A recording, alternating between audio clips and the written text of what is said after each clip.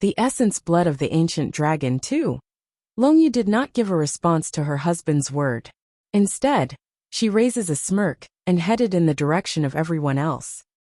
Due to the depths of the ocean water, there aren't much light capable of penetrating down underneath. Even so, there's just enough of the sun's ray to glisten off of Bai Xiaqin's cute little face when he's sitting down.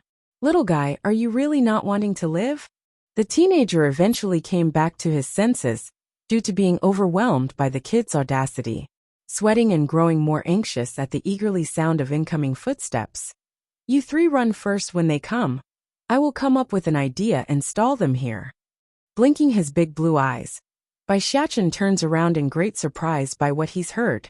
Why are you helping us? The teen makes a bitter smile. I have a vendetta with the dragons here, and this little lass was forcibly brought here by them. Even if it's only to ruin Longyu's plan, I will still save her. This time the little steambun didn't speak, a rare thing considering his character, and instead leaned that chin against his hand in contemplation. Clack clack clack. Very soon, a group of people, both elderly and young, had come running over.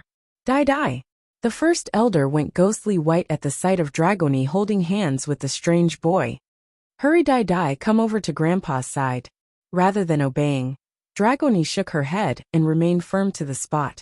I am not Long Die. What did you say? The senior turned stiff at the answer, his face showing an ugly expression, like he's going to faint or throw up. Die, please don't scare your grandpa here. Come to my side so I can protect you. Good grandfather, I am really not your granddaughter. Pulling the younger lass behind herself out to show everyone, Dragoni intends to let them all see who's the true one. My name is Dragoni, and my friend here is the real Long Die. Earlier when we were doing the blood test to check on my lineage, Longyu had swapped out Dai's blood during the procedure. That's why it came out positive. Shuddering at this revelation, the first elder then shifts his attention over to the indicated lass. In that instant, his pupils dilated inwards due to the shock of what he saw.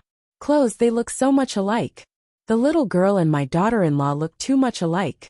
Die. Are you Die? The senior's voice sounded shaky, like he couldn't believe reality. Stumbling forward, the first elder wanted to get closer, so he could give the one a hug. Perhaps the situation was too sudden, or perhaps the girl's personality simply fell into the timid side. But Long Die didn't meet what her grandfather wanted, and instead scurried right behind Dragoni in order to hide herself. I never had a name before. Peering part of her head out, there's a hint of hope and curiosity in the little girl's eye. But not long ago a bad woman wanted to catch me. She called me Long Die. That's how I came to know my name. I also grew up without family. Are you my grandfather? Bursting out into tears at this point, the first elder felt like someone's ripped out his heart at knowing his poor grandchild's been all alone through the years. Good child, I'm your grandfather. I'm so sorry I haven't found you sooner. And I'm so sorry for not recognizing you immediately. To think my foolish self could mistake someone else for you. And Longyu. Suddenly, a burst of anger erupts out of the senior's heart after remembering who's the main cause for this mess. Literally spewing flames in his eyes. Longyu, get over here this instant. The wretched woman and her husband had just arrived outside the place when she overheard this enraged voice in the air. Though slightly unsettled inside, Longyu still passed through the gathered crowd to come before her mentor. The essence blood of the ancient dragon 3. Longyu didn't take much effort to notice Long Die, who was hiding behind Dragoni's back after she arrived. Gritting her teeth.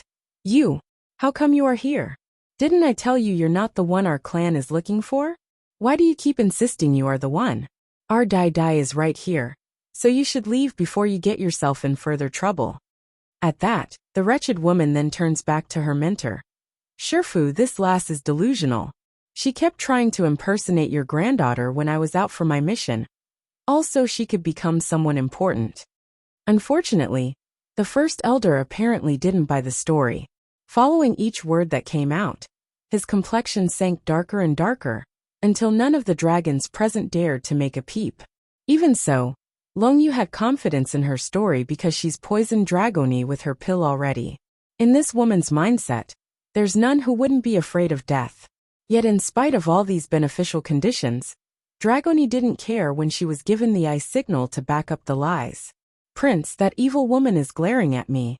Moving behind the little steambun's side, the Missy's action told everyone the truth. Don't be afraid. Rubbing the girl's hair like he's the big adult. I'll help you glare back at her later. Although Dragoni is a little slow sometimes, but no one can scold her aside from me. Longyu was flabbergasted by this. How can this little wench act stupid at a time like this?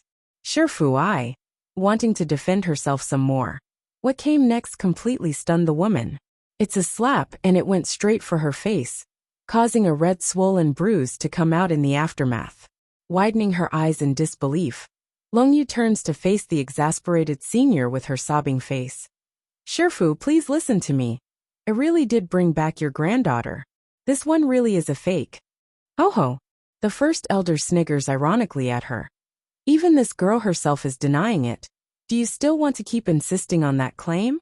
This time Longyu was truly lost on what to say. She actually openly denied her identity? Is she asking to die or something? Die, don't you be afraid.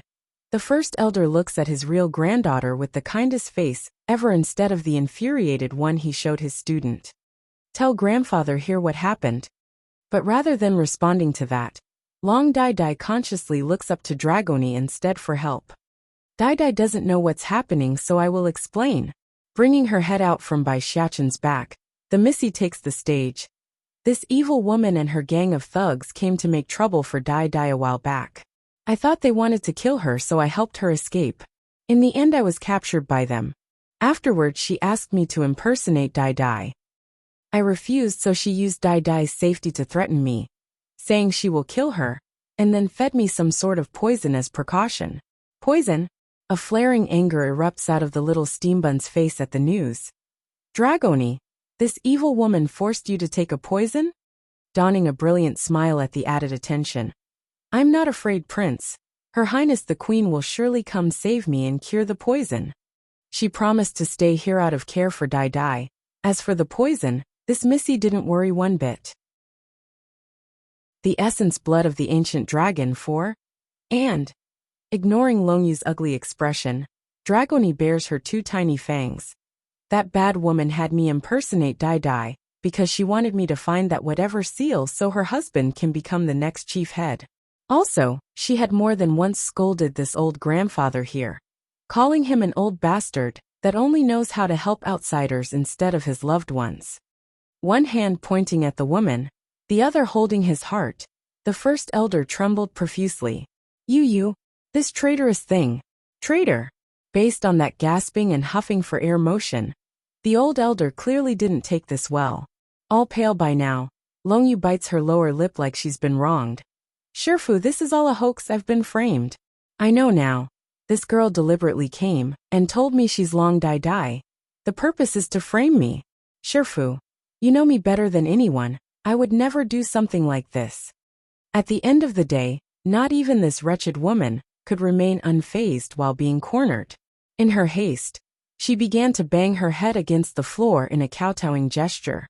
As for her own husband, whom she's been trying so hard to support, that bastard Xiang Luo just stood on the sidelines as if nothing was happening. One bang against the floor. Two bang against the floor. Three bang against the floor. Eventually that forehead had become a purple bruise with no pity from anyone. Towards this level of indifference, Longyu revealed a ray of pain on her face. Shifu, are you really going to believe these outsiders than your own disciple? Dai isn't an outsider. He snaps at that inappropriate comment. Taking in a deep breath, the first elder's complexion finally returns to normal. She is my only family. Only family. Closing her eyes, a look of immense pain grips the wretched woman, who's still refusing to give up. Laughing out. If she's your family, then what am I? What am I to you? This time she didn't get to wait for the senior's reply. Instead, another voice from the front had answered it for her. You're the murderer who killed his son and daughter-in-law. Now everyone's attention had shifted to the teen leaning against the doorframe. What did you just say? The first elder shoots a death glare over to the teen, his voice radiating murderous intent. Repeat what you just said to me. Long Yu recognizes this person after seeing that face, and knew this might spell the end of herself. Showing extreme panic, she yells out to stop further discussion. You shut up. You're the one who colluded with Tsingy back then, and now you want to murder our clan by spelling out lies and deceit. Don't think for a second anyone here will listen to you. What point is there in wasting more words on such people? The husband Xiang Luo beams out a frosty glint. Just kill him and it will be fine. Perhaps it's the human's confident attitude. But this cold, heartless man didn't feel good at what's to come. There's an ominous sensation quickly budding within his heart, causing that face to go all gloomy and dark. Bai Xiachen, on the other hand, had a different reaction after hearing who this teen was. There's shock and disbelief. This guy. He's the human teenager Tsingy mentioned before? No wonder he hates Long Yu and the Dragon Clan here so much. He's her acquaintance. Ha ha ha. The teen didn't notice the strange expression coming off of the steambun's face, and continued with his speech. Whether or not I'm spouting nonsense is not important. Once I show the evidence, then everything will be cleared. Shut up. Turning her shame to bitter anger, Long Yu has had it, and wanted to attack. Unfortunately for her though, the first elder got in her way before that could take place. The essence blood of the ancient dragon 5.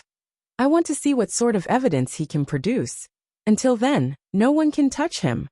After that order, the rest who were foolishly wanting to attack were stopped in their tracks, their eyes angry and fuming. At first they didn't recognize the teenager that they've been ignoring until now. But after hearing Long Yu's outcry, they most certainly do now.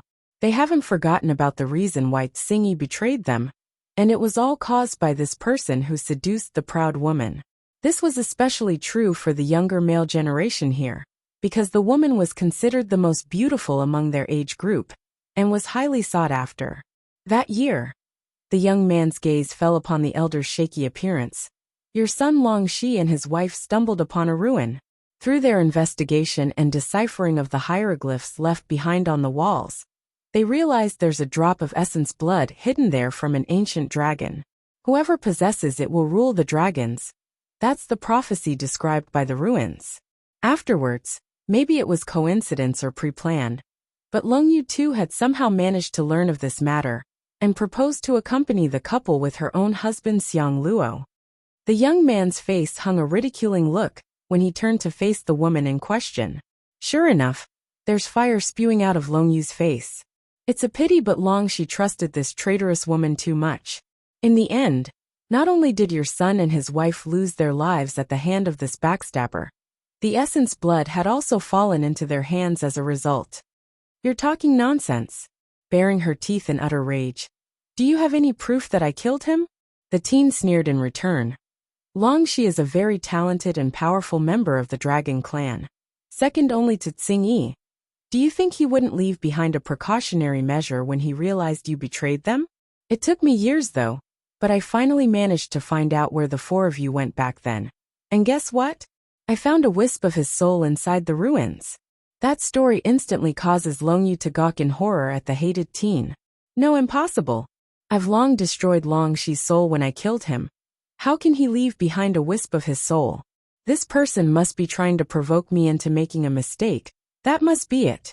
You say you have a wisp of Long Shi's soul? Fine, take it out and let everyone see then. Grinding her teeth, Long Yu asks. For a moment, all eyes had fallen onto the teen's face. Sighing at the attention, this Long Yu is really seeking her own death. Alright, there's no reason why I shouldn't oblige her. Not bothering to waste any more words now that it has come to this, the teen raises up one of his ringed thumb fingers to rub against the item. In no time at all, a transparent entity emerges from within. This was a handsome-looking man that held strong similarities to Long Dai Dai, which immediately causes the first elder to shake with sorrowful sadness at the sight. Son. There's immense emotion mixed into that word, and it also showed the infinite pain of a father that has lost their son. Others were also stunned by this scene. The reason being that the one floating before their eyes was exactly like the teen explained. The second most talented member of their clan, who passed away several years ago. Long Shi. Shi, my son. The old grandfather wanted to reach out to touch his precious son. Unfortunately for this senior though, His fingers didn't make contact with anything, only passing through the air despite the ethereal existence of his son being right in front of his eyes. Father! She takes to his knees using the utmost solemn manner, while keeping an equally sorrowful voice. I've been unfilial for not being able to accompany you any longer. It was my mistake for going after that ancient dragon's essence blood, and allowed Longyu to backstab me at the crucial moment. Thankfully I was able to leave behind a precautionary measure prior to heading into that ruin. Now I can finally tell the world of her evil deeds and character. The essence blood of the ancient dragon 6. Boom! Longyu's state of mind had long fallen into a blank slate when Longxi appeared before everyone. But now for the truth to come out. Her face became desperate and white. It's over this time, I'm done for. Shifu, snapping out in frustrated coldness. We can't believe what he says. Just because he says he's Longxi doesn't mean anything? I say he's Xingyi's scheme of destroying our unity. How about that? Shut up. Red in the eye, the first elder radiated intense killing intent. You think I can't recognize my own son? How dare you and your husband harm my son? Unforgivable. Father, Longxi's soul speaks again after landing those ghostly eyes upon his murderer. Before I died, Longyu confessed another matter to me as a way to gloat. The reason why Dai Dai disappeared was because of her. She did it out of spite, because you wouldn't give her the chief's seal. She wanted to spite you and make you grieve. For a simple reason like that, this wretched woman would throw a newborn baby into the mountains. If Dai Dai didn't have luck on her side, and somehow survived then, who knows what would have happened to the girl. Longyu had her eyes closed now, not in regret for the crimes in which she's committed though, but rather for not strangling Dai Dai back then. To think my momentary softness would come back and haunt me like this today. Humph. Not going to continue the defensive lies anymore now that the situation has devolved into this. The husband Xiang Luo sneers with contempt at everyone. Since you all know, then there's no need to hide anymore. You think I'm afraid of you or something, old fart? You or take out the essence blood. The wife stares in shock at her man. Xiang Luo, do you know what you're saying? Unbeknownst to the rest of the dragons and peoples here, there's a major flaw in the essence blood this couple had in their possession. With each use meant the depletion of its potency, meaning it won't be able to keep them protected forever. There's going to be a time where it runs dry and everyone would swarm at them in seconds when that day comes. You're seeing his wife's inaction, the man frowns. You don't need to show mercy to these people after the way they're treating you. If you don't bring out the essence blood, then it will mean our death.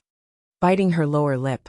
Shifu, it's you who are non-benevolent first, so don't blame me for the injustice. At that, this wretched woman quickly took out the bottle containing said item and popped the cork. In that instant, an immense pressure grips the air around the entire Dragon Mountain, causing all of the residences to take to their knee. Also, Longxi's residual wisp of his soul had also dispersed into nothingness under this shock. Son. The first elder wanted to defy this power after seeing his son's soul dispersing into nothingness due to the pressuring might. Unfortunately for this senior, the most he could muster was to keep himself from prostrating like the rest despite his shaky appearance. Longyu, I won't let you get away with this even if I have to throw myself at you. Red in his eyes like blood's about to come out now. The elder stares intently at the hateful couple. Wah! Long Dai Dai burst into tears. Grandpa.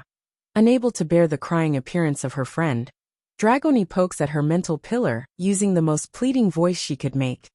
Prince, can you help Dai Dai's grandfather? The prince is as powerful as the queen. He will certainly have a mean to save Dai Dai's grandfather. Xingyi's return 1. Ho! Sneering in her voice. There's smugness in the woman's eye when confronting Dragoni over her outrageous words. Little bitch, if you had only obeyed my orders properly, then you wouldn't be in this situation. Now there's no one to save you. Clinging tightly to the bottle to infuse more of her energy, Longyu's face showed proud arrogance as the aura increased with her act. But very soon that cheeky smile was replaced with a hard stiffness of disbelief. The main reason being by Xiaqin's ignoring attitude, and of how the boy could move at will. Then there's that attitude. It's overbearing and dominating, just like a king's. For everyone else, they were equally as surprised as the former, because it's next to impossible for them to imagine how a child of such age could resist such tremendous pressure. To the point where even the former dragon chief paled in comparison. Who allowed you people to kneel before this woman? Though his voice was still young and childish, it's nevertheless enough to release the bind on these dragons, and allowed them to get back up from the floor. Longyi grew anxious over this scene. Clasping harder onto her bottle, she urgently releases even more of the blood's pressure and spread it across the air. Unfortunately, she failed this time because they all stood there and stared at her in dismay. How did this happen? Impossible. This is the ancient dragon's essence blood. It has never failed. Longyu began to shudder in horror under the sun's faint glistening light, causing her skin to reveal how ghastly white she's feeling right now. It can't be, the power of the blood is lost. Her husband Xiang Luo had also fallen into a panic. Snatching the bottle in haste into his own hands, the man fires enormous levels of energy into the thing in hopes of activating the pressuring aura again. Yet, none of the dragons bowed at this, only staring quietly at the couple with disconcerting confusion. What is going on? The husband asks his wife using an interrogating tone. It couldn't be helped. This was their last trump card. Without this, their fate was doomed. Dragoni, you wait here with Dai for me. Releasing his hand from the girls, Bai Shachin slowly strode towards the wretched couple. Which of you is the one who kidnapped Dragoni? What would normally be a cuddly and lovable face only looked demonic and threatening to Longyu right now. That's correct. To this woman, the kid was the incarnate of the death god itself. You, who the hell are you? She takes a step back out of fear, responding with a cheeky face of her own. Dragoni was the one to speak using her tenderly young voice. He is His Highness the Prince. I've said it before. The Queen and Prince will come save me. Shuddering incoherently, the memory of the last mentioning this comment flashes before her eyes. As a result, a deeper level of shock now fills those eyes. Xing Yi's return too. Isn't that queen nothing more than a consort of some kingdom? How can a human king's love toy give birth to such child? Longyu. The first elder finally regained his senses, and now the look in his eyes were quite complicated. There's hate, anger, disappointment, and even pain in the heart. Now what else do you have to say? Tightly clenching her fist, the wretched woman somehow grew vicious in the mindset, and turned that anger onto someone that's not even present. Even if I break a leg this time, I will still drag that Xingyi down with me into the water. What more? If not for that woman, then my Xiang Luo would have become the chief already. Shifu, I know I've done something wrong, but... Longyu hangs her head low while clenched that fist like she's the victim. These things were all ordered by Xingyi. It was her who had me do all these terrible things. What nonsense are you talking about? The first elder became outraged at the continued denial. You still dare to pass the blame onto Xingyi when things have come this far? Biting her lip. Yes, it is Xingyi. She lured me out of the Dragon Mountain after we drove her off. That's when she poisoned me. Plop. Kneeling down immediately, her voice grew sobbing. Everything I said is true, Shifu. I have no way to resist Xingyi's poison. Making my husband the chief? That too is ordered by her. She made me do that as well, including the part of killing Long Shi. Sneaking a hidden upward at the old man, she inexplicably revealed a smirk that she immediately hid away the next second. Xingyi's a scheming person. She knows you trust her immensely. By killing Long Shi, and then forcing me to make my husband the chief, everything would fall into place. A perfect setup for when she returns to take over the position. Leaking tears like a waterfall, Longyu's false sincerity had an effect, and left some of the clan members swaying to believe that story. In comparison to a human, they would much rather believe in their own kin, and detest someone who's assumed to have betrayed their clan. I'll tear your mouth off if you keep spouting nonsense. In his desperation, the teen wanted to attack to stop that foul mouth from dirtying his friend. However, before he could take action, a small little hand had reached over to grab at his sleeve to stop him. You let me go. The teenager glares in exasperation. Xingyi is such a nice woman. Why do these people keep trying to frame her? She clearly did nothing, yet someone would always throw dirty water at her. You shut up. Puffing up his cheek, Bai Xiachen forcibly drags the team behind himself and locks onto the foe. Since you say your orders are the result of Xing Yi's scheme, how about you call her here to compare the story then? Compare? Long Yu's expression darkened. I don't even know if she's still alive or not after she fled. How am I supposed to find her? Firstly, whether or not Xing Yi would come doesn't matter, because that woman would never admit it. The various dragons nodded in agreement to that comment. Long Yu is right. That Xing Yi is such a cunning woman. There's no way she would return when things are not looking good. You not being able to call her here doesn't mean I can't. Out of everyone's expectation, Bai Xiachen throws out this grenade in front of the crowd, using the most innocent and naive face ever. Yet to their eyes, that face only looked sinister and dark like the devil itself. Xing Yi's return 3. What did you say? The unease intensifies within Long Yu's heart. Her only wish right now was to drag Xing Yi down with her. This way she could still have an opportunity to get even in the afterlife, since she knows escaping unscathed was next to impossible now. But based on that sentence, it's almost like this little guy knew her or something.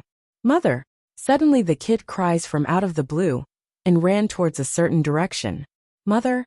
Their gazes followed the kid's movement and eventually fell upon a woman. Mother! I found Dragoni on my own, did I do good? Donning the biggest grin, the kid looks up with his arms wrapped tightly around the woman's waist.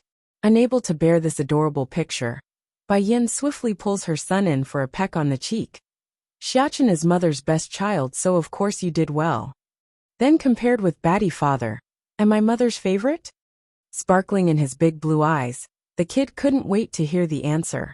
Sure enough, Bai Yin didn't hesitate in the least and blurted out the answer. Of course you are mother's favorite.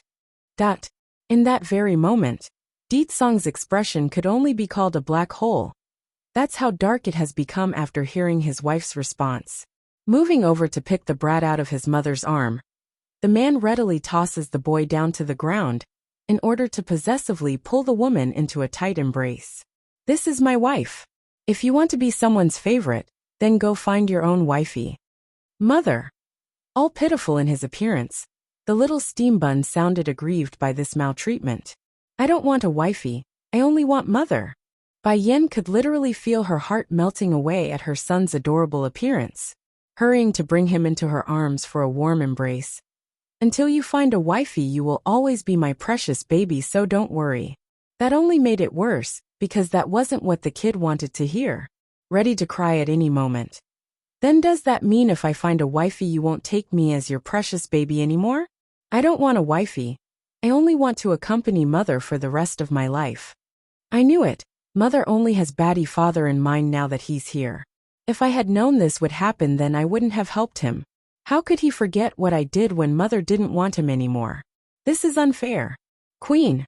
A young tender voice suddenly drifts over from the front, causing Bai Yin to release her arms and gaze over to the little girl standing before her eyes. Sorry I'm late. Pulling Dragoni in as well, she lets that tearing face rest firmly against her chest to act as a comfort zone. No matter how much this young lass has lived in life since her hatching from the egg, the girl only recently opened up her mind to the world. Therefore, in terms of mentality, Dragoni could only be considered a child at heart. Whatever courage she had to endure the days away from everyone has been spent, and it's time for the pent-up emotions to be released. This was especially true while being in front of Bai Yin, Dragoni's only real family. Xing Yi's return 4. Queen, I just knew you would come save me. Leaving that warming chest, Dragoni speaks out in a sobbing tone. That evil woman force-fed me a poison in order to make me help her. I'm scared. I don't know anyone here. Bai Yan's expression abruptly changed for the worse at this sudden news. Hurrying to test the little missy's pulse, her tense heart eventually subsides after seeing it's nothing serious. It's okay, that poison is nothing special. Take this detox Dan pill. It will remove the toxin within your body as soon as you eat it. Long Yu's face went ice hard there. A simple detox Dan pill is enough to remove the poison? Didn't that human say it's uncurable when I bought it off of him?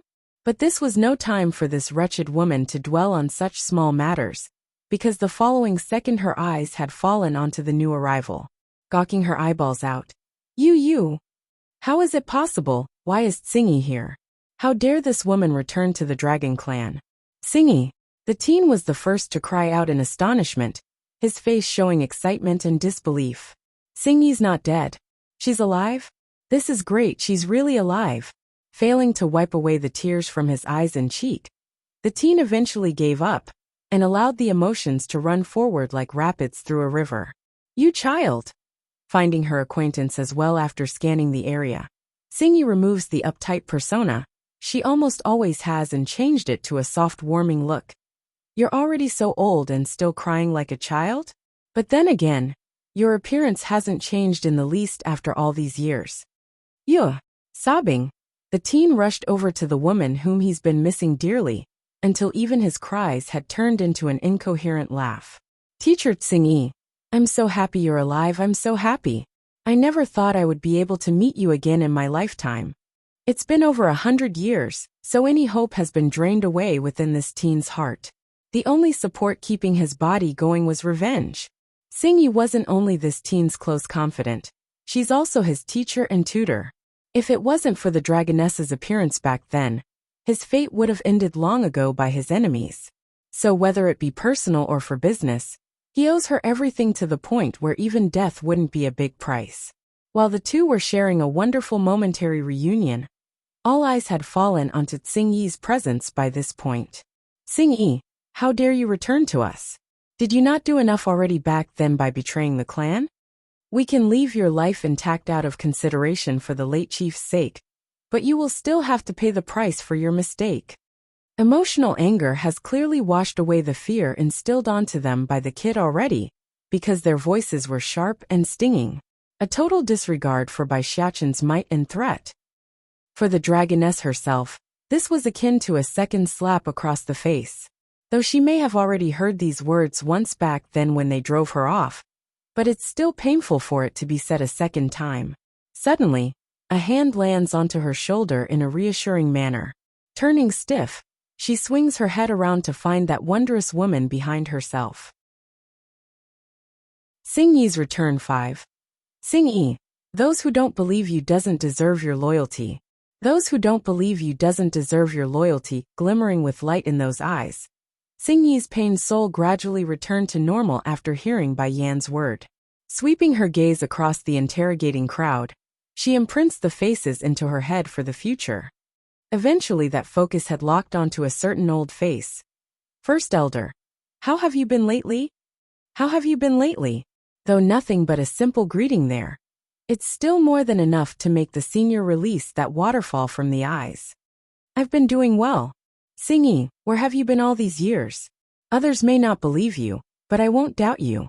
Why didn't you come back to see me earlier? Tsingyi could only make a bittersweet smile in return to that question. It's not like she didn't want to return here to the land that raised her. But under those circumstances, not only would she be unable to protect herself, she would also place this trusted elder into a bad position. I wasn't able to return because of my injuries. Oh yes, First Elder, where is Longxi? How come I don't see him around? Slightly frowning in the face, the dragoness wanted to find the young lad who used to follow her around wherever she went. According to reason, Longxi should have been of age and married by now, per APS even with children. How come he's not around when a commotion like this is taking place? The First Elder was uncomfortably stiff in the face, because the grief still hasn't left his old eyes. Then before this poor father could explain what has happened to his son to the dragoness, several infuriated voices had cut in. Don't pretend anymore, Tsingyi. You had Longyu kill Longxi and his wife, so why play dumb? You're the worst for not even letting their daughter off. Boom. A surge of dangerous might promptly explodes out of the woman's clothes, causing even the bravest to flinch at this display. What did you just say? Longxi's been killed by Longyu? Those who openly taunted her were thrust into a pause for thought while their hearts shuddered at what she meant. This woman's expression doesn't seem to be fake. Can it be Longxi's death isn't related to her? Longyu killed Longxi. Her explanation is that everything was orchestrated by you so that you can return and take over as the chief after you poisoned her. The sentence was like swords, penetrating straight into the dragoness's heart and causing excruciating pain. Whether it be when she was framed or seriously injured, Xingyi has never felt so distressed before. The main reason being that little lad whom she treats as her own brother was now dead. And it's all her fault for returning so late. Tears inexplicably began to trickle down the woman's cheek. You killed Longxi. Xingyi's voice became bone-chillingly cold as she raised her sword at the murderer. So you must die as retribution. Taking 2 steps back in a panic, Longyu frantically cries out. What do you want to do? You can't silence me just because I exposed you. Everything I did was at your order. You can't do this to me. Ha ha ha. Xingyi bursts out laughing, her voice echoing across the entire undersea mountain. There's madness and there's sadness, but more than anything there's a layer of water that wouldn't stay nor leak out from the eyes. That year, you claimed that I colluded with Emoshi to betray our clan, but then I want to ask, why should I? I am my father's daughter, the future chief of the dragon clan. Once I take the seat, then all of you will need to honor my orders. So why should I betray the clan? Xingyi's return 6. But you all. Xingyi's chilling smile swept across the many dragons present. Believed her words without a second though. And now, this woman is claiming I ordered her to harm Longxi, so that I can take over the position as chief with ease? Where's the logic in that? The gathered crowd were left completely silent. Some were shocked by this revelation, while some were too ashamed to utter a response. Compared with humans, dragons on the other hand, rarely uses their brain to think due to their nature of being an animal at heart. Back then when Longyu's husband Xiang Luo claimed of the dragoness's betrayal, they were all convinced with ease and never doubted the idea. But now that they're thinking it through, it has quickly dawned on them that there are many potholes to the story. That's right, Xingyi was the next dragon chief anyways. Why should she betray the clan when she only lacked a ceremony to become official back then? It's me. It's my fault that Longxi is gone. Slowly closing her eyes, Xingyi revealed immense pain on the face. If I was still here, then none of you people could have harmed him. But the dragoness's wish could only remain a wish. Back then these dragons didn't even give her a chance to explain before attacking her. If she didn't flee for her life, then the only thing left of her would have been a corpse. And now on her grandiose return, those whom she thought as her own family was now gone. The little nosy child whom always followed her everywhere was now dead. Suddenly, Xingyi shoots open her eyes with lines of blood filling up those pupils. Taking advantage of everyone's absent-mindedness due to her words, the dragoness had already come before Longyu's face and stabbed her blade ruthlessly against that chest. Poof! Spitting out blood from the mouth, Longyu looked upwards in disbelief at that incredible contour, shaking her head in a muttering tone. Your injuries, it's healed? She didn't get to wait for a proper answer. The reason being Xingyi had begun to slash down repeatedly at the wretched woman's body. This was the dragoness's form of retaliation. For all the years of indignation, frustration and pain, she's letting it all loose like a crazed whip towards the foe. Elder Long Huang, what is the meaning of all this? One of the stronger and braver dragons stepped over to ask one of the seniors who came back with Bai Yan's group. These people, where did you find them from? Weren't your group investigating the lightning trial? Ahumph! Long Huang awkwardly coughs to stop the man from asking any more dangerous questions. That year, it was us who misunderstood Xingyi. When he spoke, the senior made sure to measure the reaction from Bai Yan and Ditsong's face. Seeing there's none, the poor guy felt relieved and heaved a long sigh. Misunderstood Xingyi? The male frowns and continued to ask. I ask you then, in addition to Xiang Luo's word about her betrayal, what other evidence is there? Did you see it with your own eyes? Or did you hear their conversation personally? After a moment of thought, the senior Long Huang threw out the same set of questions Bai Yin used to question their group back at the surface. Sure enough, the crowd had fallen silent. It's exactly like the senior predicted. None of them had seen or heard it firsthand, only blindly believing one of their own about Xingyi's betrayal. And the senior's mouth began to twitch at his own shamelessness. If you don't want our clan to be destroyed, then keep your nose out of this matter. Don't drag the clan down just because of Longyu and her husband's crime. That said, Long Huang didn't forget to sneak another peek at Song and Bai Yin. These two are from the demon realm. If they want to destroy our clan, then it's only a word away. We'd be stupid to protect Long Yu and her husband at a time like this. The Demon Realm's Disturbance 1. Long Yu Xiang Luo. The first elder flies into a rage, his eyes burning with hatred until he could barely keep his breath together. These two, they both betrayed him, one being his once proud disciple, and the other a trusted confidant. Ha ha ha. Thinking up to here, the first elder breaks out into a roaring laugh towards the water surface, thus leaving the courtyard echoing with his eerie voice. Someone come, take Xiang Luo to the dungeons for later disposal. Clutching onto his chest, the senior almost couldn't breathe. Seeing this, the granddaughter Long Dai did any filial child would do, and came over to soothe that heaving body with her small little hands. Based on her eyes, it's obvious she's full of worry for this old man. Dai, turning soft at the concern he's getting. Grandpa here is fine, you don't have to worry about me. Thankfully I am able to figure out the murderer of your parents, and got you back before anything happens. So what else do I have to regret? Suddenly, the bluishly light-colored water above their heads had turned dark, causing them to look up at the reasoning. To everyone's surprise, the shadow was caused by countless creatures circling around and leaving their presence known. Arching her brow at this sight, Bai Yin was the first to react. Song, are these the demon beasts you brought along to the Misty Fairy house? No, they're not. Showing a heavy expression, the man grew all serious. Something must have happened in the demon realm. Prior to my departure, I left behind a talisman, so there shouldn't be any reason for them to seek me out. For so many demon beasts to appear, there can only be one plausible reason, and that is something majorly wrong must have happened. First Elder, what's going on? Many of the dragons here started to panic as a result of this strange anomaly. They know, if those demon beasts above the water swoops down and attack, then they would be doomed. Showing dismay as well like everyone else, the elder appeared worried. I also don't know what's happening either. We have kept to ourselves for so many years that it's next to impossible to know what's happening in the outside world. What's more, where did this many powerful demons come from? There shouldn't be this many powerful ones out in the human world to begin with. Then before anyone could go investigate the matter, something unimaginable occurred. The water had split apart to create a pathway. This was by no means an easy feat by combining the efforts of every bird in the vicinity. The gusting wind had become so strong that the water was now being repelled to the side like a tunneling wall, and created a path for the one leading the pack. It's a golden dragon, and it's radiating a dazzling light like the sun itself.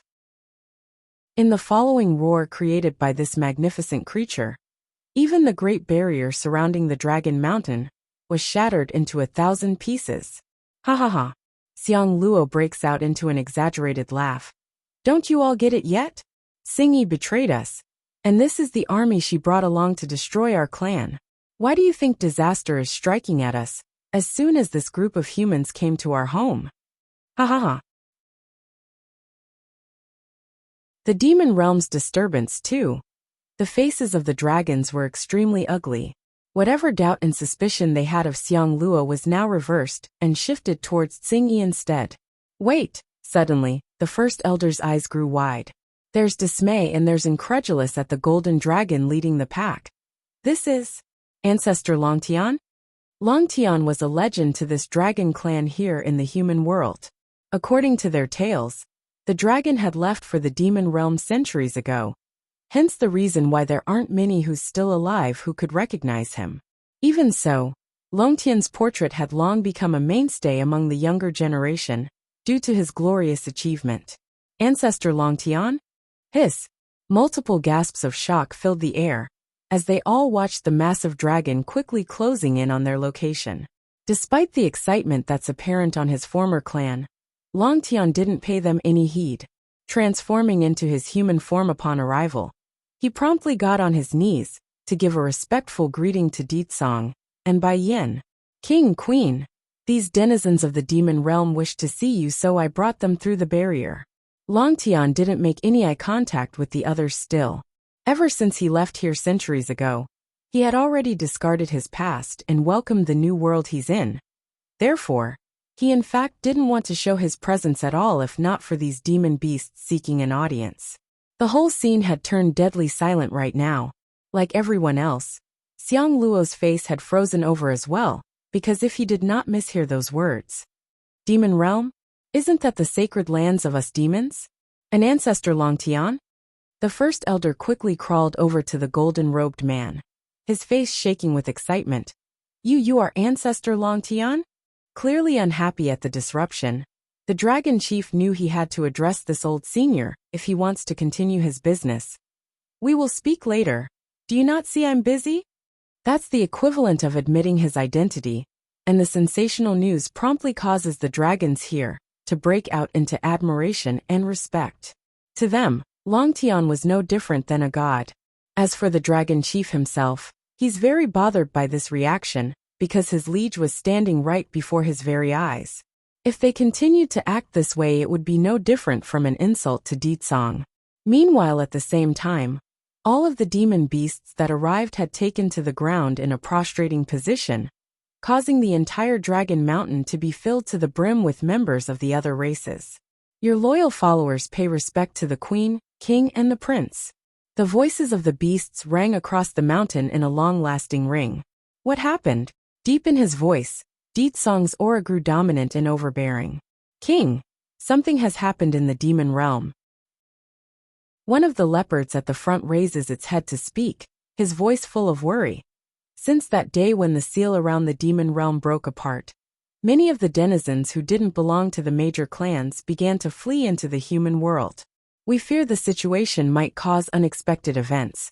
That's why we are here to report this to you. Aside from the major clans that make up the main fighting force of the demon realm, there are also another group that doesn't belong to any factions. Whether or not they're powerful doesn't matter.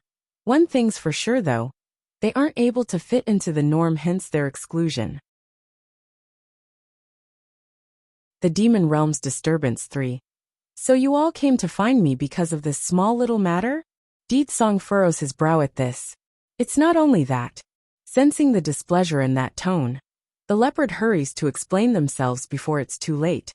Aside from the ones who ran off into the human world, a group of unknown individuals had also appeared inside the realm. They're very powerful, and is wreaking havoc across the land. We are afraid of returning to the demon realm with them there. For Ditsong, his first instinct when hearing this piece of news was that the forces from the celestial realm has arrived. Should we make a visit back to the demon realm? Bai Yin suggests with an open frown as well. As her husband's main supporting foundation, she too doesn't want to see anything bad happening to the place. Stay here and wait for me, I'll return very soon. Tightly clenching the woman's waist, Ditsong's voice was soft and unwilling. You! Bai Yin became dreadfully emotionless in her voice. What did you just promise me? Whatever happened to he's not going to keep anything hidden from me. Okay. Seeing there's no room to change his wife's decision, this great demon lord could only relent and grinned at this. One for the strong personality this woman has, the other for the strong level of attachment he's now receiving. Then let's go back together. Taking this all in while being in his mother's arm, Bai Xiachen knew exactly what this meant, hurrying to state his claim by burying his small little head into that bountiful chest. Mother, you can't leave me behind. I also want to go back to the demon realm. Of course, my son, we're going back together. Ruffling up the boy's hair to show her affection, Bai Yan's tender smile said it all.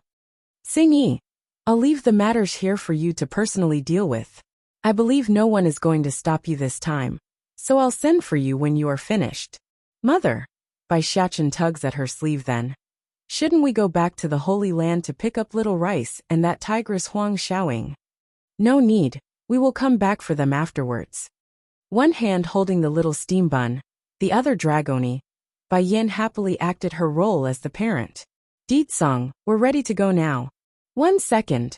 Slightly narrowing his eyes, Ditsong's sight eventually locked onto the small bottle in Xiang Luo's hand. Leng Yu's husband had lost his wits as soon as he became aware of these people's origin. But now to be the focus of attention of the great demon lord, It's only normal for this coward to shrink that neck to lower his own existence. You're the king of the demon realm? All of this is that foolish Longyu's fault. If she didn't stupidly claim that girls surrendered to a human, then I wouldn't have taken the matter so lightly and thrown myself into this mess. Yes, this is all her fault. Downright expressionless, Song slowly strode towards the cowardly man that's shivering all over at his every step. It's no surprise one would fear this demon lord, but for one to pee their pants would be a first, and this young Luo actually pulled that off. Now there's a foul smell staining the air. Swoosh, right when Song was only several steps away from his target, an invisible force immediately flew out from his body, causing the bottle to fling out of Xiang Luo's possession and onto the demon lord's palm. Normally such a scene would rouse quite the stir from all these dragons, however. This man's tyrannical aura superseded their desire to claim that essence blood. Here, this belongs to you. Saying only that, the man readily tosses the item onto Dragoni, hand and returned that attention back to his wife. Yen, I'm done now, let's leave. The demon realm's disturbance for Dragoni blinks in bewilderment, not understanding why she's been given the item. Song, does this bottle of essence blood have anything to do with her? Raising a brow, Bai Yin asks with a soft voice of her own, smiling mysteriously in return. She will know on her own when the time comes. Due to this matter not being directly part of herself, Bai Yin didn't dwell on the issue, and left it as so. After all, there's no way her husband would hurt the lass that's under her care. Come, we're going home. Bringing Dragoni back over her to side, the woman's face glowed with a heart-stopping light under the reflecting water from above. Warmed by this, the lass almost looked like she's fallen into a daze-like state before uttering only a single word. Okay. From now on I also have a home. Wherever Her Highness is, that will be my home. The matters with the dragon clan here in the Misty Fairy House has now come to a close for Bai Yin and her family. However, for those remaining behind, their anger has only just begun for the ones responsible. Longyu had curled into an almost fetal shape right now due to the numerous blade wounds across her body. She's been scarred and bloodied by Tsing Yi's whipping attacks earlier. That just goes to show how much of a hopeless situation this woman was in. That woman whom Dragoni call queen is the real queen of the demon realm? And that little steam bun is the prince? And Tsing Yi is now under said being's protection? And Ancestor Longtian appeared as well? Quivering in the lips, Longyu unwillingly closes her eyes in acceptance. Which part of me is inferior to Tsing Yi? Why is it that I'm always overshadowed by her? Aside from my husband whom I chose, she always outshines me. It's always been like this. Thinking of Xiang Luo, the woman promptly jerks open her eye again and turned towards the man whom she's loved over the years. That's right, I have Xiang Luo with me. He said he will never abandon me no matter the consequences. This is something Tsing Yi can never compete with me in. Xiang Luo, struggling to climb up from the floor, Longyu's frail body looked like she's going to collapse at any moment while her legs swayed towards the man. This time I truly lost everything, but I still have you. A pigment of sorrow blooms within her pained smile. My only hope now is that in the next life we can start over again. I'm sure we can soar through the heavens. Her trembling hand reaches over in a vain attempt to stroke the man's handsome contour. However, what returned next was a ruthless slap across the woman's face. This impact not only destroyed her last wisp of self-esteem, it also slapped away her self-deception. Stumbling backwards at this sudden twist, Longyu's gaze finally devolved into utter despair from the initial shock. What are you doing? She slightly closes her eyes, allowing the tears to trickle down the side without knowing it herself that she's crying. I forsaked everyone, betrayed those closest to myself. And for what? A slap at the final moment. The Demon Realm's Crisis 1. What am I doing? Xiang Luo throws a sarcastic snark at his own wife. Shouldn't you know better than anyone else on what I want to do? Longyu, if it wasn't for a stupid woman like you, then I wouldn't be in this miserable state. Hatred now burns like a blazing pyre inside this cowardly man. It's as if he's facing the murderer of his own family, rather than his own wife. This reaction dulls the woman's mind because she never expected this man, whom always spouted words of forever true love, would abandon her like so. And to show such hatred too? First Elder. Xiang Luo swings over to the senior in ruthless might. The matter is all this woman's fault. I have nothing to do with this, and I am only involved due to her involvement. No matter what the clan wants to do with her, I have no objection. Staring at that desperate face of her own husband's, Longyu suddenly pounced at him without giving anyone a chance to stop her. Those eyes were heinously red from the disgust she felt from the betrayal. You heartless dog. I did everything for your sake. How can you do this to me? I'm going to kill you. Biting down at the man's arm, this wretched woman completely tears off a piece of that flesh and causes a burst of blood to come gushing out. It's gory and unsettling. You crazy woman. Without mercy, Xiang Luo returns with a kick of his own. Those eyes radiated a fierce killing intent that resembled nothing like one whom should be protecting his own wife. Heartless bastard. Even if I die, I will drag you down with me. Longyu has now devolved into a vengeful banshee. No matter how wretched she was at heart, any woman who's been betrayed so openly would hold a grudge. Shifu, turning to her own mentor. Do you want to know how your son died? I'll tell you. It's true. Longxi was killed by me and Xiang Luo's very own hands. In order to make him the chief, I betrayed you and everyone closest to me. Are you happy? I gave up everything for this animal, just so he can betray me at the end. Ha ha ha. As she laughed in hysterics, those tears soon changed to trickles of blood instead. That's how torn and regretful this woman has become. Why bother to regret now when you knew your fate would be like so if caught? Stepping forward, Xing Yi's face revealed a frosty smirk. It's bad enough that you framed me back then, but you never should have killed Longxi and his wife. He never deserved such a fate, because he never thought to serve as the chief. Longyu shuddered for the third time again today. She knows, after learning of Bai Xiachen and the others' background, there's no way for her to get out of this hot mess. So she didn't even try to retort against that remark. Xing Yi, still stuck in his hopeless delusion, Xiang Luo rushes over to cling onto the dragoness's leg. I really didn't know anything. All of the things were done by Longyu herself. I was manipulated by her. She only told me I could take the chief's position and nothing else. You must believe me. This only irritated the dragoness rather than help his case, flashing a dangerous light in those eyes. The both of you are going to die. Don't think about escaping. The both of you are going to die. Don't think about escaping. Losing his grip at the death sentence, the coward no longer had the courage to continue his act.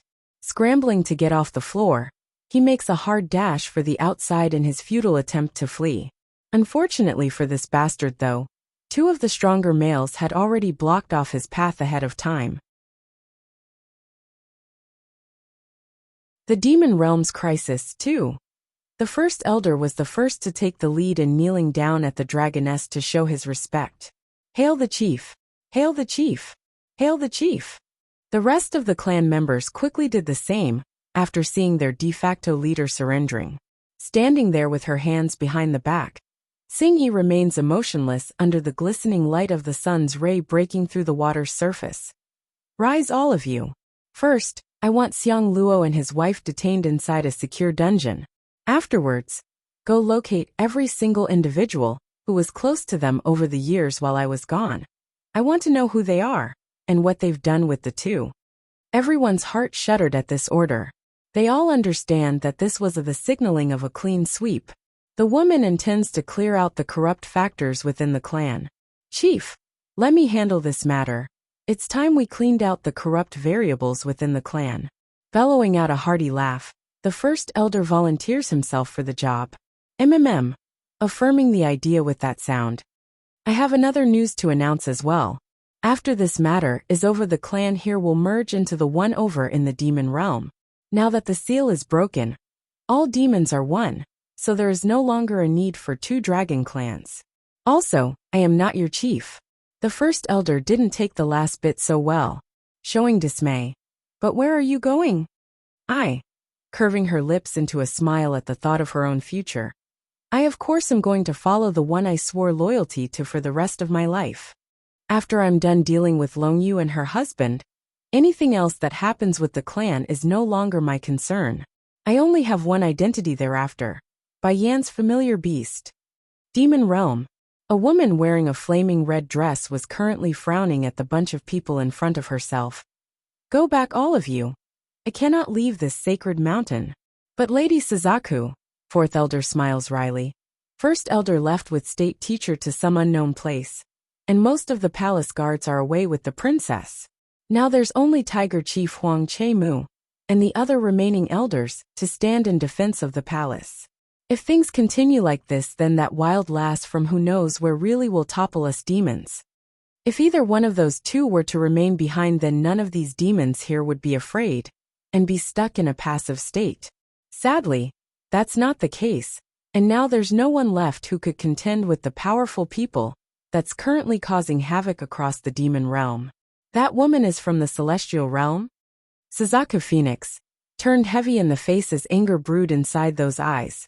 If not for those from the celestial realm, then king and queen wouldn't be separated for so many years, nor would us the four sacred beasts be separated by life and death. The vendetta has long been made between this phoenix and those celestials. Unfortunately for her, she's unable to leave this demon mountain to exact revenge. They should be from the celestial realm. Now that the seal is broken, anyone is able to freely leave and come as they please to our domain.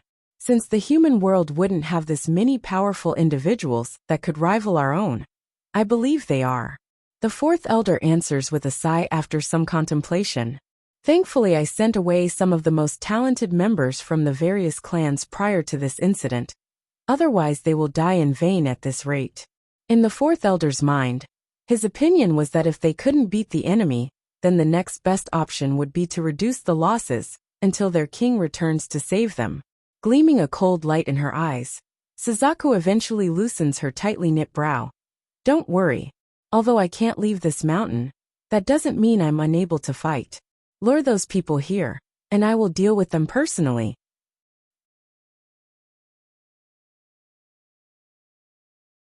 The Demon Realm's Crisis 3. Suzaku's an indifferent person to begin with. Ever since she parted ways with those whom she cared for 1,000 years ago, she's had no extra feelings left for these in the Demon Realm. However, this place remains to be the precious domain her queen wishes to protect. That reason alone meant she couldn't turn a blind eye. What's more, the wild blast coming out of the fourth elder's mouth might be from the celestial realm as well. Arching his fist in delight at the notion, fourth elder didn't think twice about the offer. Then we will have to bother your ladyship. That said, the group quickly got up from the floor and departed from the mountain. At the same time, a ruckus had erupted outside the palace gate. Doors flung apart to one side. An old lady was left stranded on the ground with her crutch due to the fall she took. This granny kept calling out the fact that it hurts due to this. "Ma, are you all right, Ma?" Tiger Chief Huang Che-mu grew furious at the sight. After confirming his own mother was fine, the man immediately locked eyes onto the ones responsible in front. Their demeanor was no different from gods looking down at some peasant. That's how egotistic their attitude was. Especially the girl wearing the pink dress at the middle.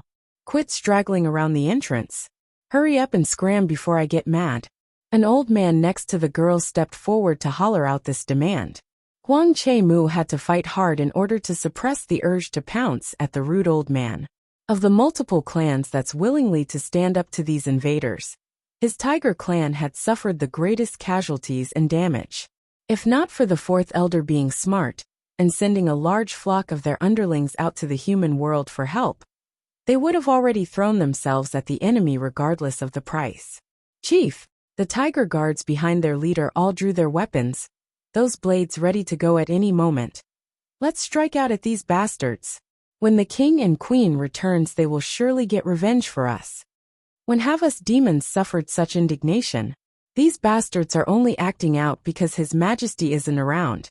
If state teacher or first elder is still around, they would never dare to go wild on our turf. That's right, nothing but a bunch of cowards that only know how to pick on the weak. Us demons haven't fallen so low that we would be afraid of such people. The impudent words from the invaders has definitely angered those standing here in defense of the palace. Right now, a single word of consent was all that's needed for these loyal demons to charge forward, even if that means their own death. Huang Che, old Madam Huang, what are you two doing? Right when the tiger chief's about to make the gesture to attack, a familiar voice rings out from the rear, causing that hand to halt in mid-action. Elders, old Madam Huang hurries over to the group of seniors. Is the queen back yet? Where's my granddaughter? Is she back as well? The Demon Realm's Crisis 4. In order to pursue her own love and future, Huang Xiaoying Tigress had left the Demon Realm along with Little Rice, and Bai Yin back then of her own accord. As a result, this poor grandmother could only come to the palace every day seeking information on whether or not her granddaughter has returned. Watching the trembling old body of the woman that's making an almost praying gesture with those hands, the elders present all sighed at this picture. In the end they decide to spell the truth. The queen hasn't returned yet. In that instant old Madam Huang seems to have aged considerably as her hands hung powerlessly back to her sides. Ma! Feeling his heart tightening up, the tiger chief attempts to help support that unstable body. Don't worry, Ma. Xiaoying is with Her Highness, so there's nothing to fret. I'm sure they're all right, and will soon be back. Naturally, this didn't work despite the effort. She's heard it many days already since that day her granddaughter ran away from home. What were you people doing just now? Fourth elder frowns as he eyed the bunch of unwelcomed intruders at the front. According to the elder's assessment, the girl in pink should be the one in charge despite the other seniors nearby being incredibly more powerful. It's almost like he's confronting a tsunami just by staring at their aura. Fourth elder. The tiger chief grits his teeth. This bunch of bastards hurt my ma. Truth was, this filial son had wanted to send this old grandmother out to the human world, as well in search of Huang Xiaoying. However, age has always been a bitch when it came to travel, so the notion was quickly dropped after putting all the details on the table. You people have already kidnapped a lot of us demons away during this time. Why do you not spare even an old granny? The one to cry out was the fifth elder. Beard shaking, this one had flames of hatred in his eyes. The girl returns with a snarky smirk. I did catch a lot of demon beasts to form contracts, that's true. However, all those are too poor in terms of quality, hardly worth of my noble status. What do you want then? The fifth elder's fist starts making a crunching sound from the tense grip. Very simple. Fiddling with a pang of her hair, the girl smiles brightly despite her next words. I heard your king is very powerful. I'm sure he would make a wonderful pet for myself. How about that? Those arrogant words literally left everyone bulging their eyes out. To these demons, that fine contour only looked disgusting and grotesque, because it's not the face of a beautiful damsel, but an executioner. Half a month ago when the seal to the realm shattered due to the eye being destroyed, it was this girl and her people who first charged in here, and wreaked havoc across the land.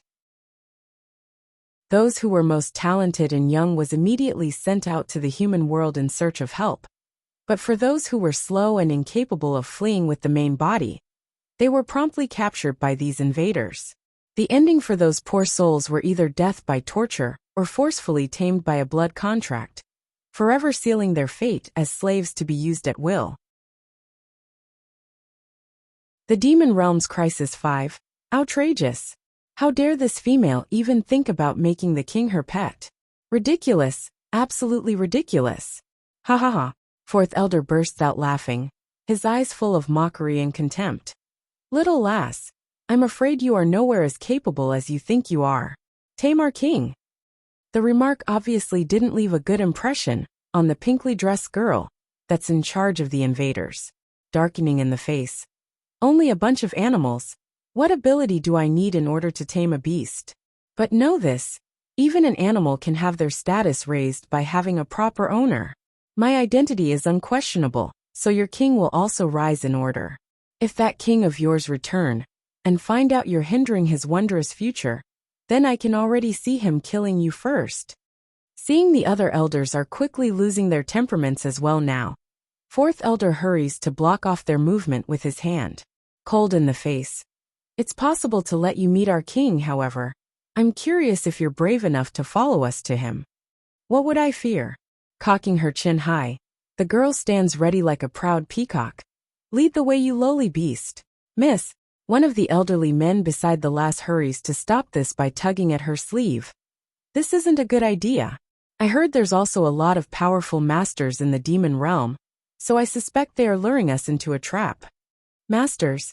The girl shows a despised grin in return. Senior Wei, why do you look down at yourself before even meeting the foe? I've been here for so long and haven't met a single master yet, not to mention some whatever king. If that king does show himself, I will make him surrender to me for sure. A beast should have the awareness of a beast. Nothing but animals. How dare they start pretending to be royalty and whatnot?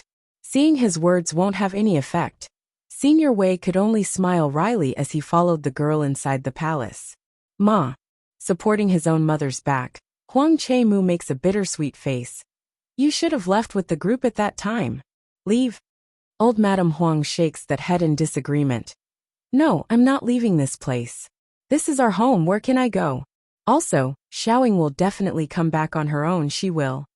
Having said this, the granny suddenly slaps her own son across the head like she's thought of something infuriating. Why didn't you help Her Highness that day? If the queen didn't leave, then Xiaoying wouldn't have chased after them as well. This is all your fault. The tiger chief didn't have any words to soothe that ire. It's not like he didn't want to help. Rather, he only learned of the fact after the matter, when Deetsong flew into a rage. Ma, you know I didn't know about the matter until it's too late. Rubbing the back of his head, the tiger chief felt like he's being wronged. Sending a glare at her own son again. When Xiaoying comes back, you are not allowed to yell at her or punish her. It's all because of your poor attitude that she ran away from home. But the girl clearly ran away in pursuit of that white cub. What does it have to do with my attitude? Whether or not this discussion's up for debate wasn't a choice, because the granny had started to walk towards the palace as well. Ma, what are you doing? The tiger chief grew anxious at this sight, pulling at his own ma's waist to stop her. This is too dangerous. You need to go back to the residence. Grinding her molars. You can go back if you like, I'm not leaving. These bastards are too much. How dare they go after the king with their filthy thoughts? Finding there's no way to change her mind, the tiger chief knew he's better off letting her do as she pleases. Following from behind like a good boy, the mother and son duo went off into the direction of where the elders disappeared to. The Demon Realms Crisis 6, Base of the Mountain. The hearts of these elders were all thumping with excitement, for they're so close to their goal. However, things don't always pan out the way one wishes.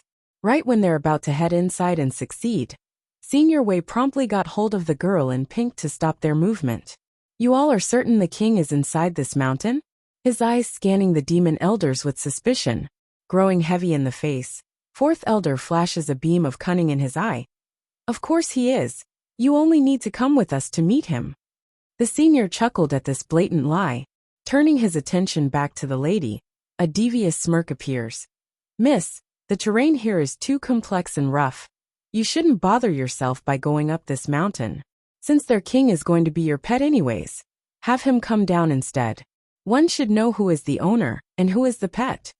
This idea promptly causes the Missy to light up with glee in her already unpleasant face. She was being impatient earlier, so the notion of setting an example never even crossed her mind. That idea is perfectly logical. Where's your king? Tell him to get down here to see me.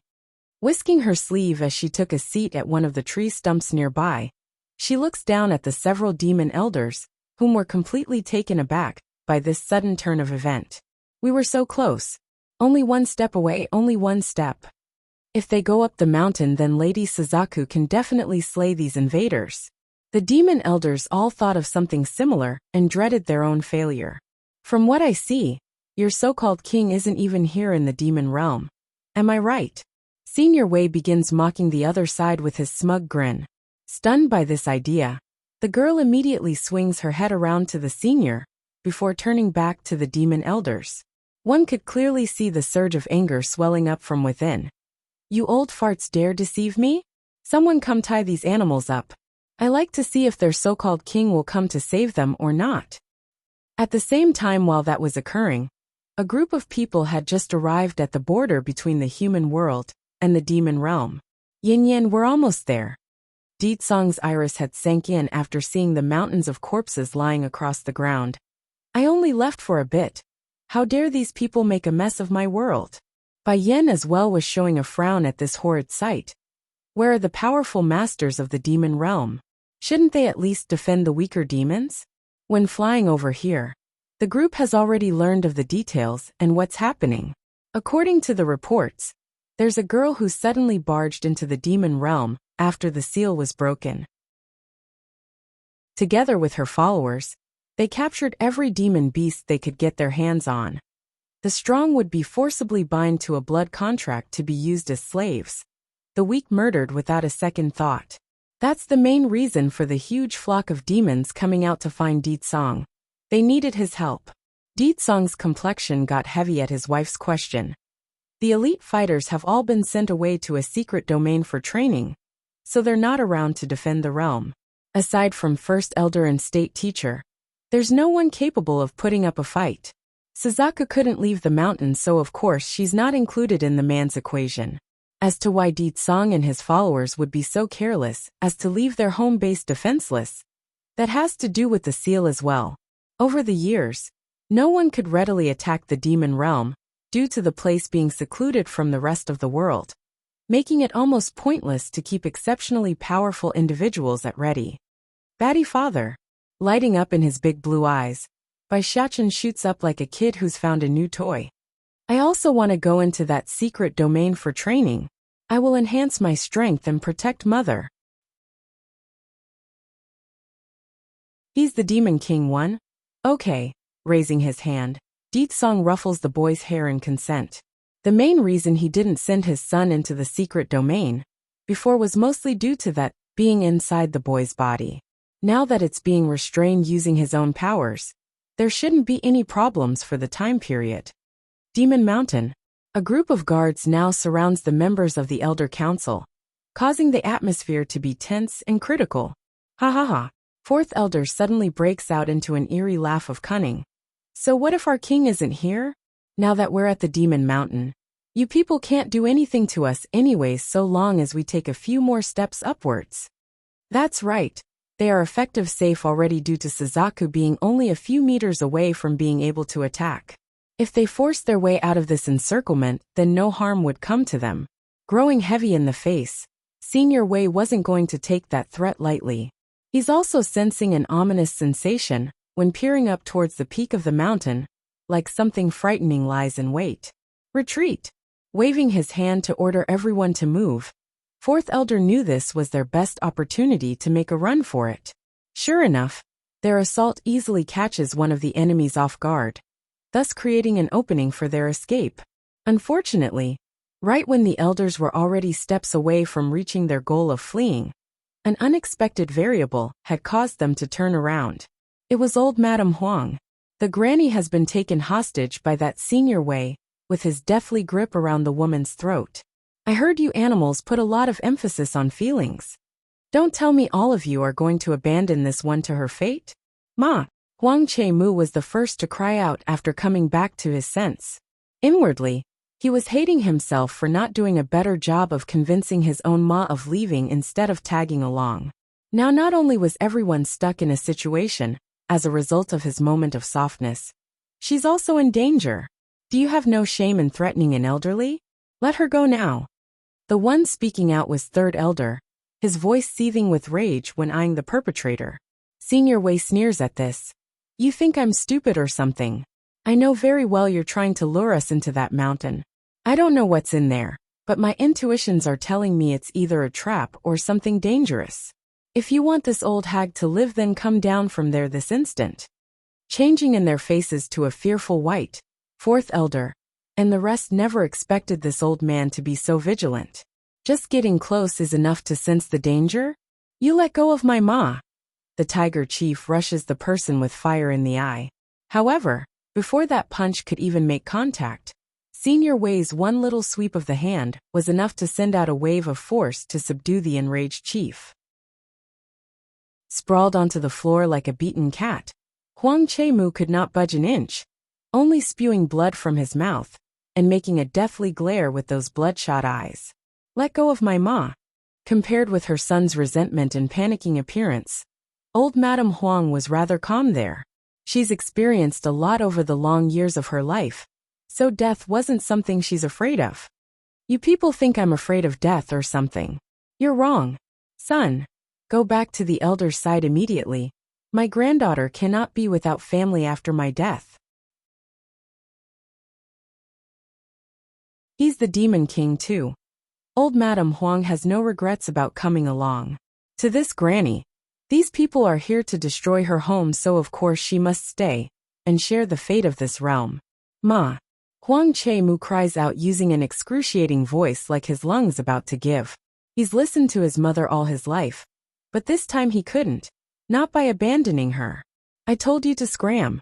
The granny grew furious over her son's disobedience. Her eyebrows had long become white due to age, but now with this devastating event and her granddaughter's departure, old Madame Huang's previously well-maintained face was now haggard at this point. Wanna go? Too bad for you people, leaving is not an option. Senior Wei mocks them with a sly grin. Think this over quickly, watch me kill this old granny, or come down from that hill to save her. Pick before I make the choice. The elders present had all stopped in their footsteps by now up at the hill, their eyes watching the stubborn old madam and her son's struggle. Grandpa Wei, the girl impatiently frowns. Why are we wasting time on these people? Let's just go right up and deal with them. There can't possibly be anything dangerous on a tiny mountain like this. Having said that, the lady then began to willfully walk towards where the demon elders are. However, the senior clearly didn't agree, and promptly pulled her back in haste. Miss, my intuitions won't be wrong here. This mountain is shrouded in a heavy air and littered with traps. Without a proper trap master with us, we won't be able to ensure your safety. Back up at the hill, fourth elder was growing increasingly more anxious as the seconds dragged on. He's not able to stand idly by and watch the tiger chief and the old madam die in front of his eyes. That's not something he could get past his conscience. This time it looks like we won't be able to avoid this crisis. Fourth elder smiles wryly as he resolutely walked towards the base again. Chief Huang, I still owe you a favor from before, so consider this as repayment. When his eyes fell upon the tiger chief again, the elder's face looked helpless yet firm, like he's prepared to meet his fate. Although he's ranked fourth among the many elders in the palace, fourth elder was in fact the youngest of the batch. If not for his exceptional talent, he never would have been conscripted. As for the favor mentioned here, it was by coincidence, but he had suffered a serious injury at one point in his life. When that occurred, it was Huang Che-mu who inadvertently saved himself, hence the favor. Old Madame Huang was now starting to panic after seeing that figure coming down to them. What are you doing? Hurry and leave. I don't need anyone to save me. Despite that, the fourth elder didn't slow or become hesitant. In a blink of an eye, he's already at the mountain base again, causing the old madam to be filled with regret due to this ending. The granny doesn't fear death, but she does fear dragging down others with her due to a simple mistake she caused. That's a sin and a shame she wouldn't be able to put down. Haha. Senior Wei hasn't fallen so low to lose his humanity yet.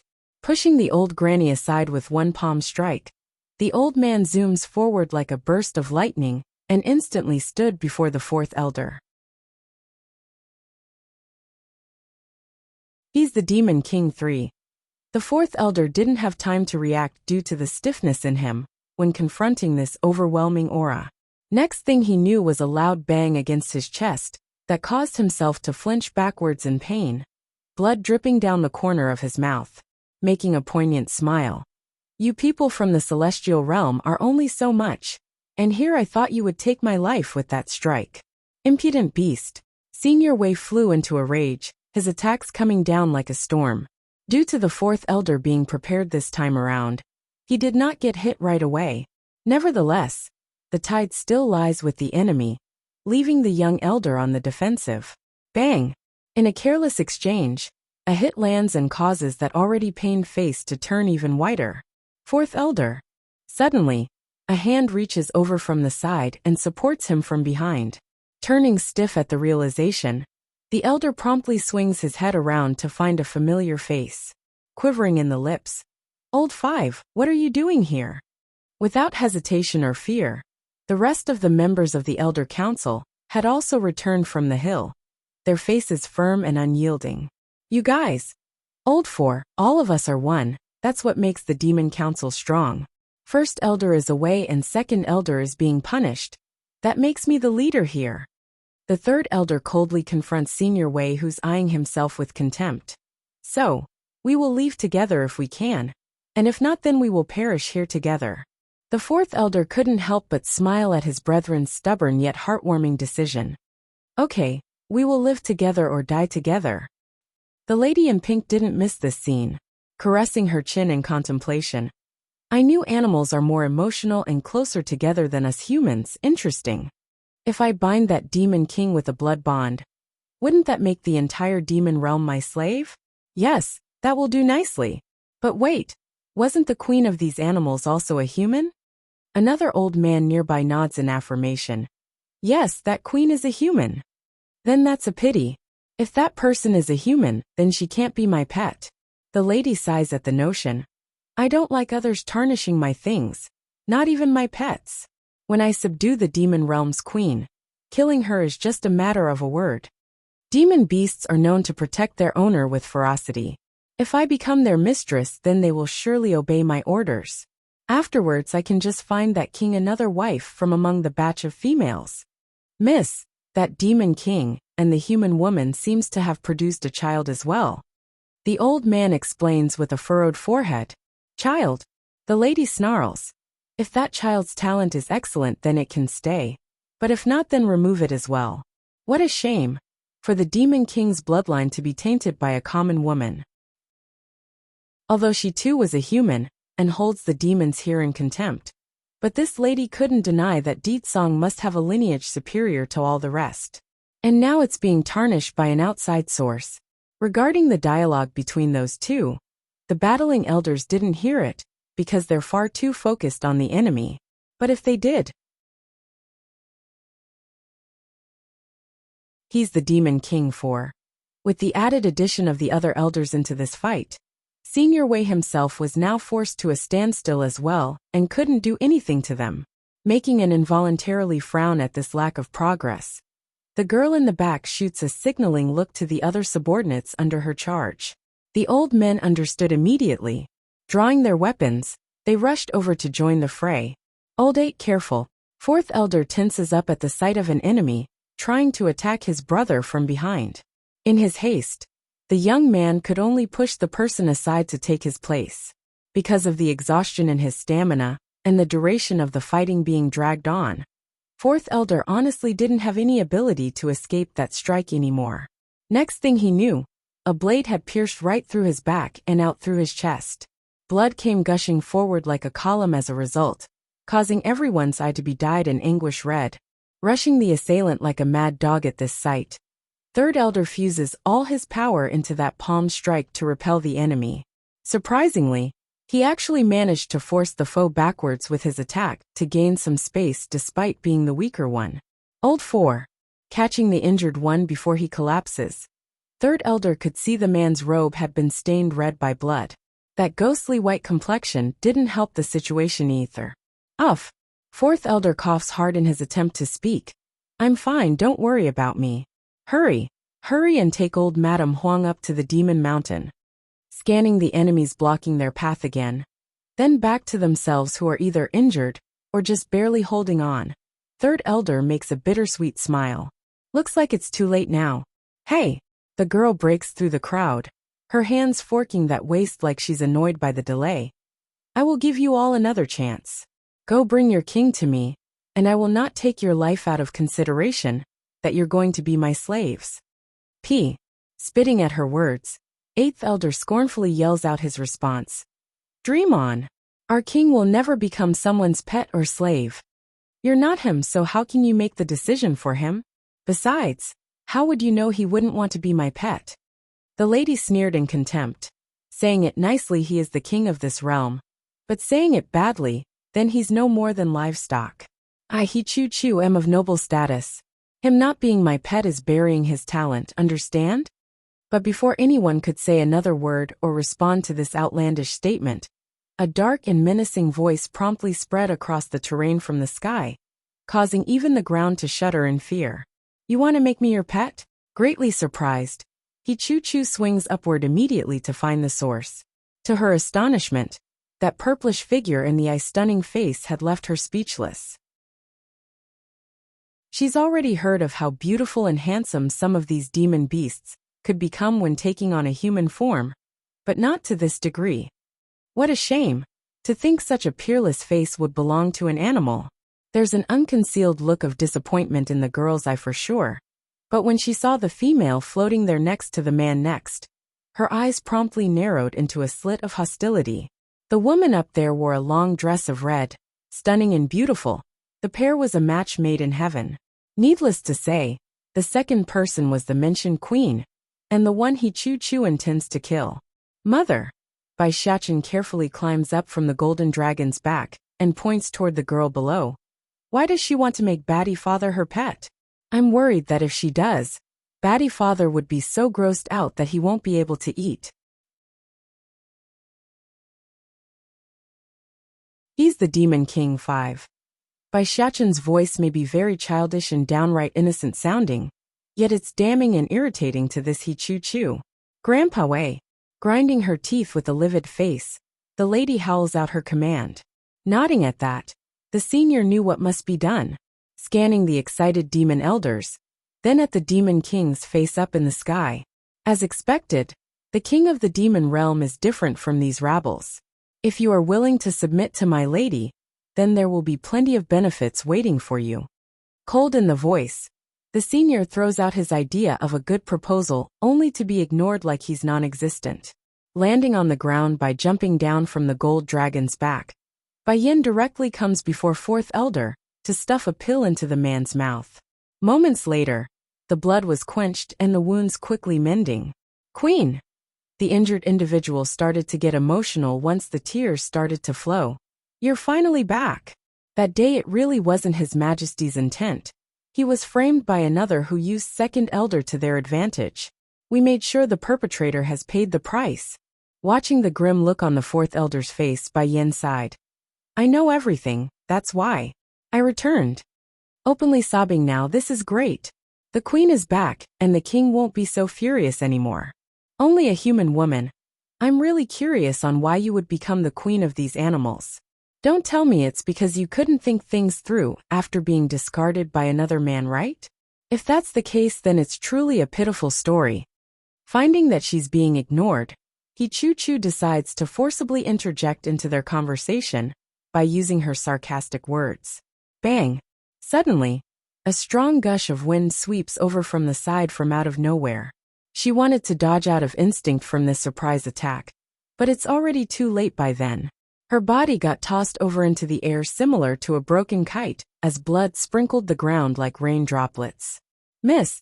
Senior Wei flies into a rage, his eyes spewing fire at the silvery-haired assailant. You will pay for this transgression with your life. Shrouded in his own anger, this old fella has apparently become blind to Deetsong's overwhelming and dangerous aura. In a flash, the senior has come before the great demon king to grapple that neck using his talon-like fingers. Unfazed and unafraid, the demon king didn't even flinch at this direct attempt at his own life. Releasing his insane power to enshroud the senior in his own force, a strange and eerie of silvery light seems to have materialized due to the intensity. Poof! None of them could catch what just happened. They only knew Senior Wei just abruptly froze in mid-action and started to bleed all over his body. It's as if innumerable swords had slashed and pierced through his body from out of nowhere. For a while there, the whole mountain was thrust into a deadly silence, where even a touch of a feather could be heard. The most astounded here had to be the people brought along by Chu, of course. They were horrified and stunned by this amazing display of power. It couldn't be helped. Senior Wei was the strongest among their group. Without him, what could they do against this demon king? You are not from the celestial realm, Deetsong loudly proclaims. Speak, Where are you people from?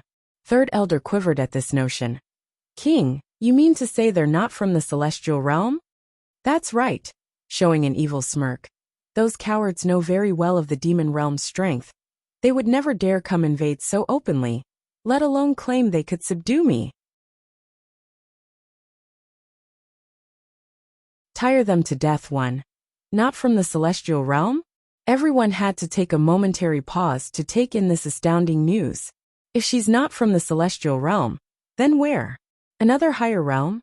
Loosening his arms around Bai Yan's waist, Ditsong slowly came before he Chu-Chu, who still sprawled there on the floor after his attack. It's dreadful for the lady.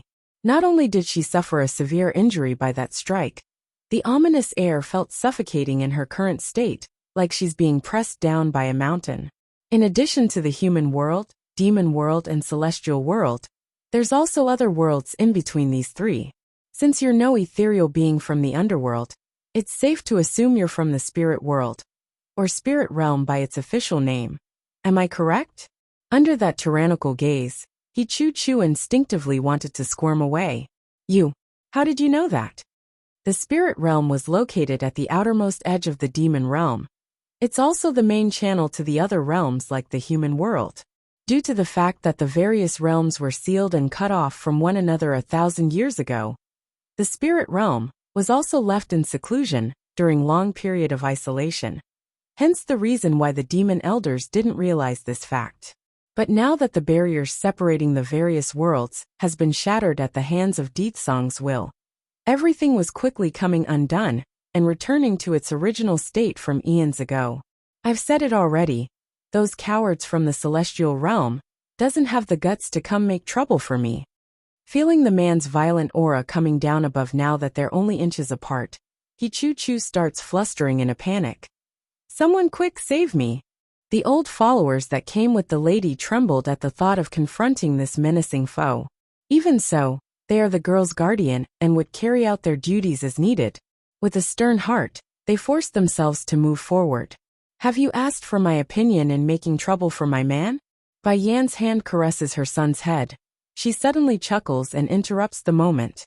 You are nothing but a monarch rank. Do you think you can stop us? One of the seniors snaps at her. I can't, but they can. Pointing to the members of the Demon Council, her face showed confidence in them. Infuriated by this mockery.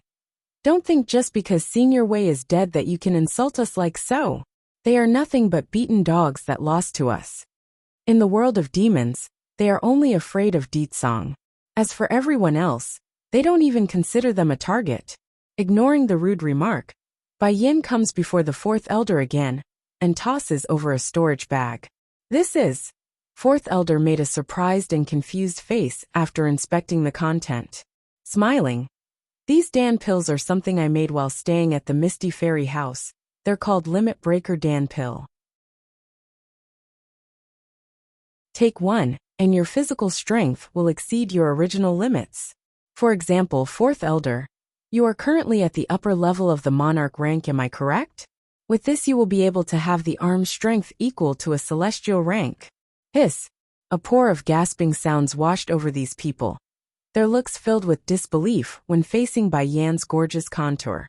A pill capable of raising one's arm strength by a whole rank? Where did she get such amazing recipes from? Bai Yan didn't do much to explain because in her view this wasn't all that amazing. Sure, it does bring the user's physical strength up by a whole rank after consumption. But this 7th grade alchemic pill doesn't truly changes one's inner power, making it somewhat superficial after the expiration period. Also, the other one in there is a type of 8th grade alchemic pill called Mending Dan Pill. You guys saw its effect earlier already when I threw one into fourth elder's mouth. It can speed up one's recovery if consumed. Tire them to death too. Bai Yin smiles devilishly. In addition to those two, there are also a couple of other pills in there. Some can help rejuvenate your internal energy. Some will regrow your limbs if you must. They're all yours now. I only have one condition though. Kill these people even if you guys have to tire them to death. Fourth elder and the rest of his brothers were all showing an unbelievable level of excitement on their faces. Staring at the ones who mocked them earlier, Those seniors who came to invade their home no longer looked so menacing or dangerous. Rather, they have become praise in their eyes instead. My brothers, these bastards dare come make a mess of our home. For that, we will show them the price of this transgression. Yes, we need to exact revenge for the innocent lives lost at their hands. The elders frantically rushed the group of old-timers and directly stopped their act of attacking Deetsong as well. With the effects of Bai Yan's support, the fight played out exactly as she wished. Though their strength remains inferior to the enemy, but their physical strength was up there. Besides, no injury mattered anymore aside from a direct death blow. At the same time, it's unsure where the kid managed to find a bench, but Bai Xiachen had managed to take a seat with a bottle of pills in hand. His image right now was no different from a boy currently in the theaters munching on popcorn. Talk about ridiculous. Dragoni too. As the young lass watched her friend's yummy appearance, her mouth just could resist salivating. Thankfully the little steam bun didn't act like his usual gluttonous self. Here, one for you. These are snacks mother made for me, so I have a lot here. Towards the opposite sex around his age, Bai Xiachen had always been very generous, especially when his lifelong dream was to get a lovely little sister. Thank you, Your Highness. All smiles in the eye, Dragoni happily sat down on the bench with the boy while they watched the show play it. The old seniors were getting more and more desperate as the situation dragged out right now. Ignoring the fact that the demon elders has a huge advantage due to the stash of replenishments lying around, the arm strength has either become on par with their own, or even surpassed some of them. At the rate they're going, it's just a matter of time before they fall. Miss, we really can't hold on anymore. A yellowed-robed senior makes a bitter smile. Like her subordinates, Chu was also showing despair on the face. How can this woman come up with so many powerful Dan pills? And her son, and the little maid is able to use them as snacks? This is ridiculous. Even back in the spirit realm, most of the people of power would break their heads for a single one. Don't stop, keep fighting. Jumping up from his bench as soon as he saw the foe ready to make a run for it, Bai Xiachen forks those tiny arms around his waist like a bratty child. These bad people wanted to make my batty father his pet and disperse our family. They are not allowed to leave. As the little prince of the demon world, his words held a lot of weight. Therefore, Fourth Elder and his brothers didn't stop their attacks at all, and increased the intensity even. Tire them to death. 3. No matter how strong a cultivator was, they're no different from an average martial artist once their internal energies has been exhausted. And sure enough, the weaker guards that came with Chu were the first to fall after they depleted their strength. Poof! Finally, after a few more rounds of exchanges, one of the seniors eventually succumbed to Fourth Elder's blade, piercing right through the person's chest. Blood dyed the senior's clothing as he fell lifelessly out of the sky and onto the ground. Aside from the eerie thud made by the impacting flesh, there's nothing else, not even a scream or cry for help. Run! The other old fellas wanted to flee as soon as they saw the worsening situation. Unfortunately for them though, Fourth Elder and his brothers weren't going to let them escape, since they're well prepared for this outcome. As soon as they made a turn, the demon elders had already formed an encircling formation, blocking their path of escape. Want to run? Didn't you people claim you're going to make our king into your Mrs. Pet? What now, why run? In that instant the old seniors were all ghostly white upon recognizing their predicament. With no path left for escape, their eyes inexplicably fell upon the demon mountain, where it remains unguarded. Perhaps this demon mountain is our only chance of survival. Not going to think it through since the last wisp of hope now lies before their very eyes. These old-timers didn't hesitate, and rushed for their impending doom without realizing it. Fourth Elder and his brothers didn't chase them at this point, of course. Crossing their arms around their chest, these people were quite happy to see the enemy running up the hill.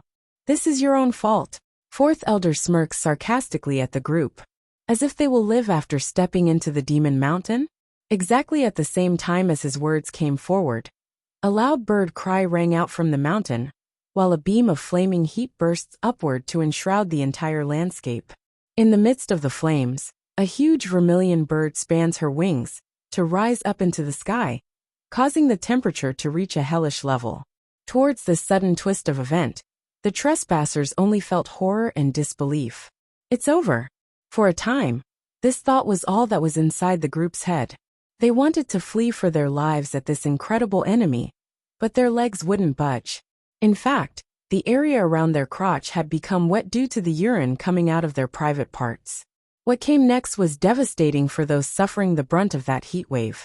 Suzaka didn't hold anything back with her powers, fanning out her wings again. It only took a mere moment before her flames blew over to completely incinerate the foes. Hichu-Chu was absolutely stunned by this overwhelming display of force. The sole reason she survived and didn't die along with her subordinates was the fact that they abandoned her when they fled up the hill. And now, she's alone and without help. Queen. Coming back to attention, old Madame Huang was the first to break the mood with her outcry.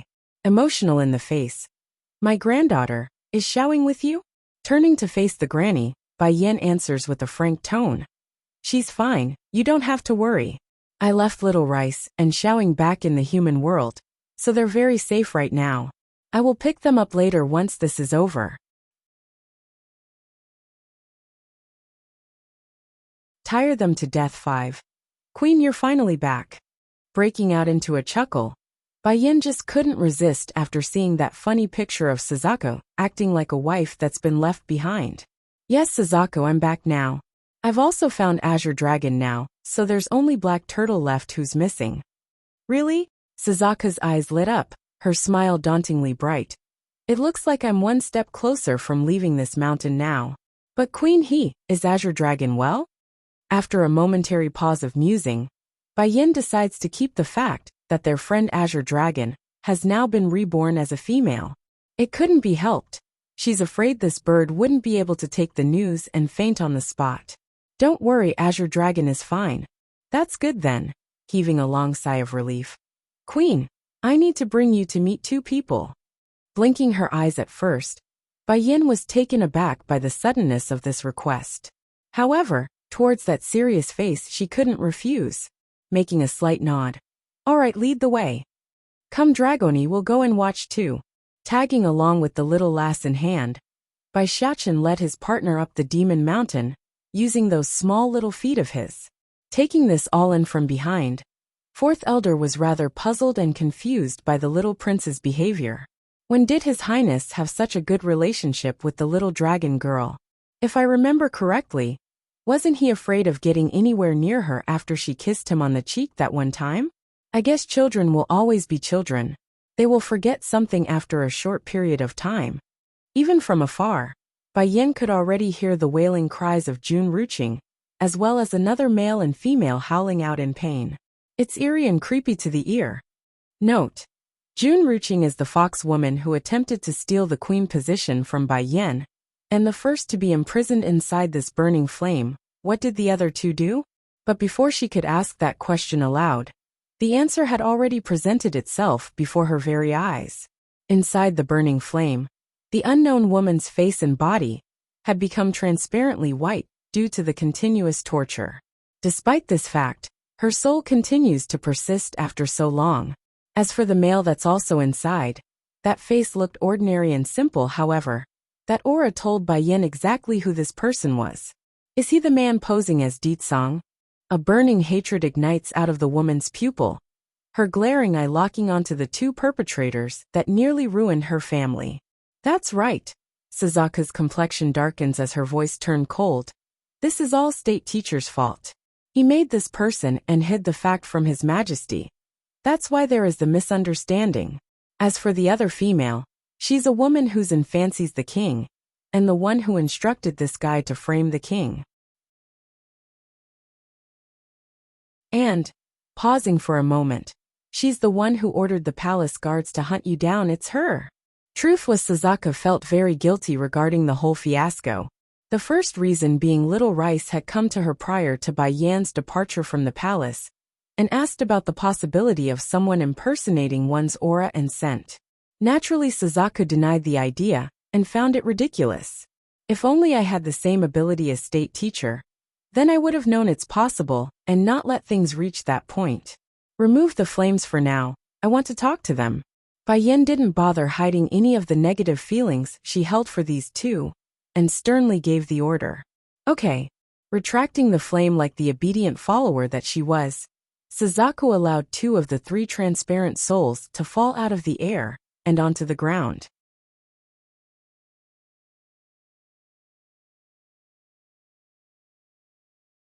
Chapter 832, Tire Them to Death 6. In light of herself gasping for air now that she's free, Qing Shui, second snake woman, only needed a glance to recognize Bai Yin's face in that moment. Somehow her face had gotten even whiter despite being nothing but a soul right now. She's back. Did His Majesty really convince her to return? But how? She shouldn't have, considering that huge misunderstanding. What's more, this human woman would never forgive the king with her personality. She just won't. You, Qing Shui's voice started to stutter, making it almost impossible for that tongue to spell out a single proper sentence. All menacing in the face, Bai Yin meets the other side's gaze. What, surprised to see me? Or are you surprised by the fact that I would return so soon?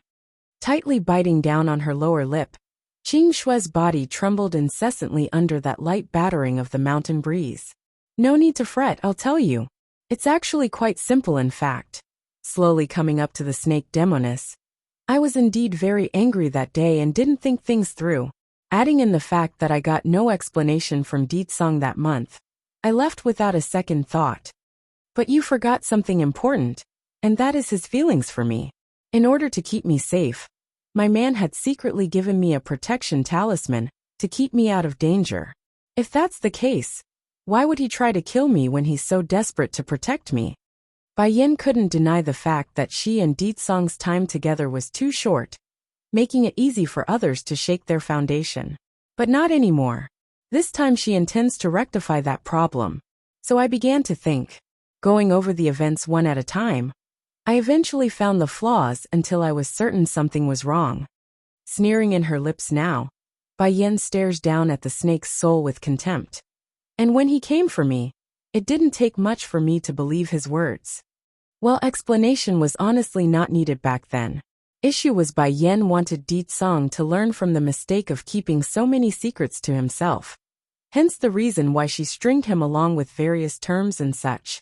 Qing Shui had gone stiff at the knowledge. Slowly closing her pained eyes, bitterness gripped that voice. Why? Why did you show up? You are clearly just a human. Why do you get to keep the king to yourself? Lowering her momentum at the question, Bai Yin happily obliged her. Want to know why? No problem, I'll tell you.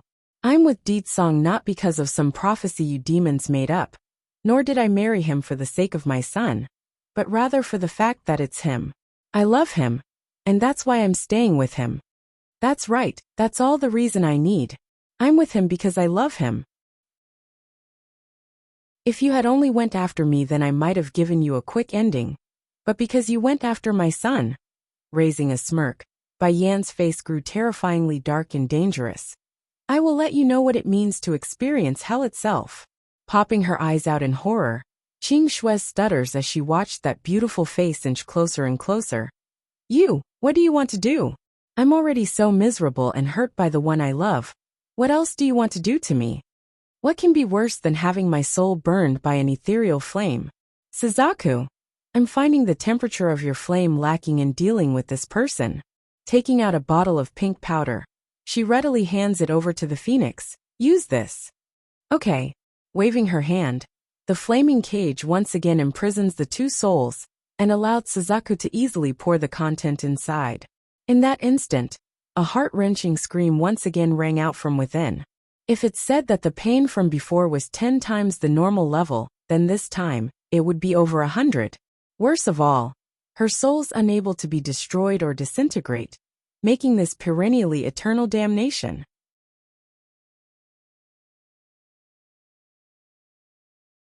Return to the Holy Land 1. No. Seeing Qing Shui's agonizing pain, the man to the side instantly showed dread on the face, as he pounced over to hug the woman's body, in a futile attempt to help. Qing Shui, what's wrong?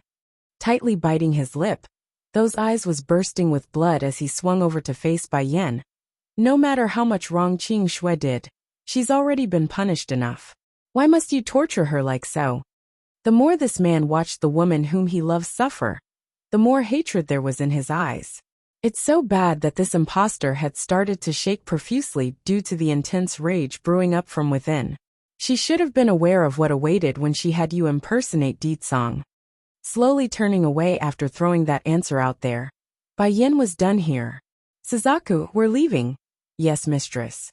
Giving a faint nod return, the phoenix waves her hand again to intensify her flames, enshrouding the impostor as well in the newly erected fire. However, despite the intense pain, the man didn't scream or howl out in agony like before. Compared with the material pain of his flesh, the scorching torture in his heart had long dulled his senses. Right now there's only sadness and pity in his eyes when facing Qing Shui. That's right. Even if this foul snake of a woman only wanted to use him for her own gains, he doesn't regret it. If he could, this person that's been used as nothing more than a substitute for another, only want what's best for this demoness. He wants her to be happy. Sadly, life and fate doesn't always pan out the way it does in the stories. Not only did his perseverance and heart not move Bai Yan or her party, it didn't move Qing Shui either, because this wretched snake never had him in her eyes, even when things have come this far. Back over in the main gathering hall of the palace, Ditsong had just finished taking his seat on the throne. Where did state teacher and first elder go? Coming up to answer was third elder, arching his fist in compliance. This, we do not know. State teacher only left behind word that he needs to go do something important and requires the help of a celestial rank person to accompany him. That's why first elder left with him. Important matter to do? Arching a brow, Ditsong's cold expression began to turn into a frown. I understand then. Also, go tell second elder and Fire Plume to crawl over to the Demon Mountain. Tell them not to come back until my wife forgives them, and if they can't. The Demon King's expression got dark and menacing to deliver what he meant despite not uttering the last bit. Third elder began to shudder all over at this notion. He understands, the time of judgment has come for those two. If Bai Yan doesn't forgive them, well, the only outcome would either be banishment or something worse. Yes, my king. All nervous in his retreat, the third elder did as ordered and passed on the message to the two. Unlike the usual peace and quietness that's become norm for the Demon Mountain, a crowd of onlookers had gathered at the base to watch the unfolding event.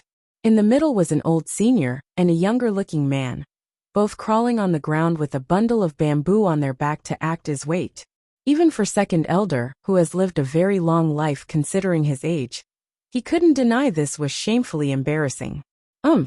Fire Plume coughs awkwardly. Second elder, are you able to continue? Gritting his own teeth due to shame. Don't mind me.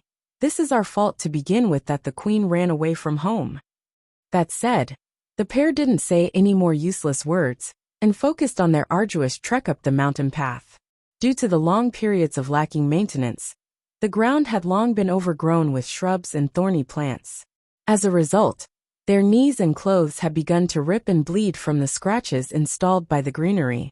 For the onlookers who came to witness this event, they didn't have the courage to follow the pair up the mountain, due to the fact that it's Suzaku's territory. However, this degrading image was now firmly ingrained onto their minds, and became a laughing stock among the common folks of the demon realm, for hundreds of years to come.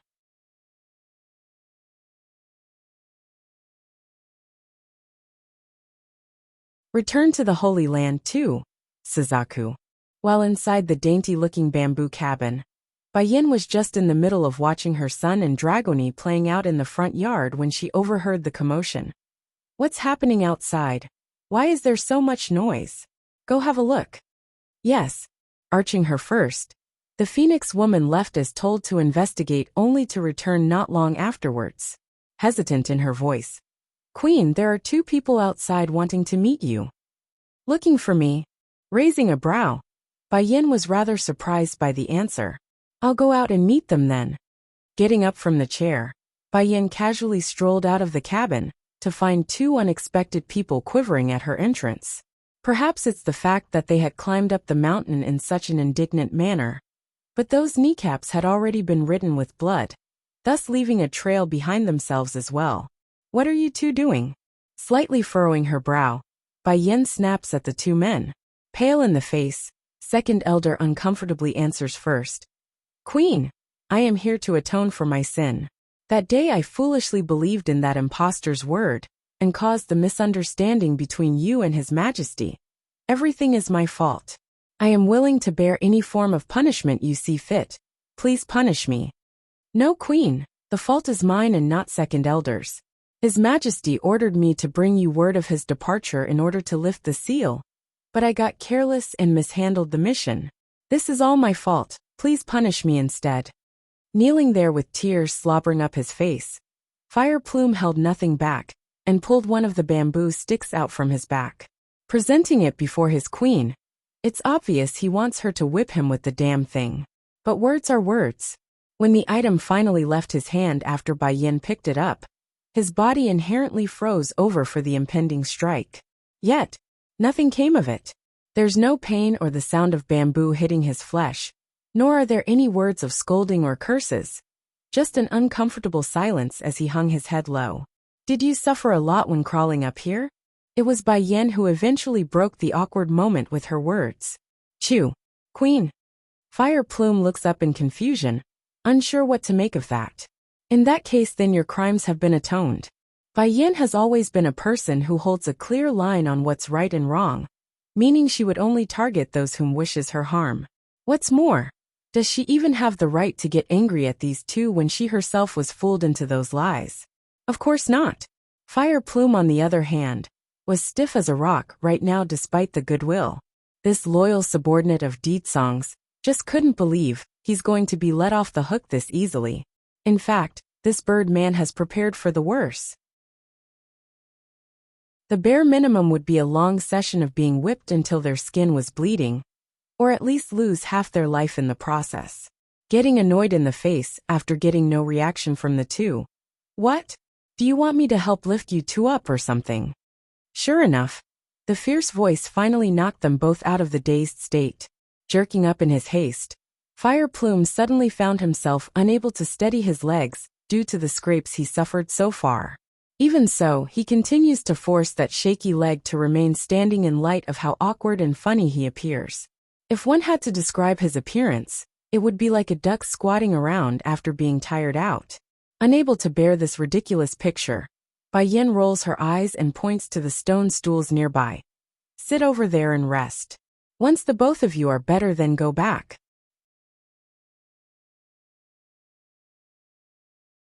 Return to the Holy Land 3. Moved to tears by this point, Fire Plume was filled with gratitude based on the face he was making. Queen, the great mercy you showed me today will never be forgotten.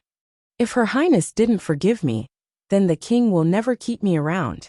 If that's the case, the only outcome would be banishment from the demon realm. This matter is not yours or second elder's fault to begin with. If they can blind me to the truth, then what right do I have to blame you too? Smiling on the face, Bai Yin comments bitterly. Besides, the loyalty you showed me isn't going unnoticed. Just keep being true to Deedsong in the future, as you've always been. Coming down to take a seat on the stone stool now, it was second elder who spoke next. Queen, you forgiving us is your open-heartedness, but I won't forgive myself. From now here on forward, I will use my loyalty to prove my worth. Sighing at their persistence. Here, these 2 pills are for your knees. Take it and quickly heal up, so you can go back down the mountain. Suzaka doesn't like being disturbed. After her saying that, Bai Yin then tosses the 2 pills over, and returned to her resting spot inside the bamboo cabin. But unlike her mistress though, the Phoenix woman didn't go inside. She merely continues to stand there staring down at the 2 men like she's seeing some filthy peasant. Wham! From out of the blue, she actually kicks them both in the shin, after seeing they had ingested the medicine. Lady Suzaku, gasping over the wincing pain. Second elder pathetically looks at the lady in an unsure manner of what to do. When something like that happened back then, why did you not come find me first? Gnashing her teeth, she snaps at them both.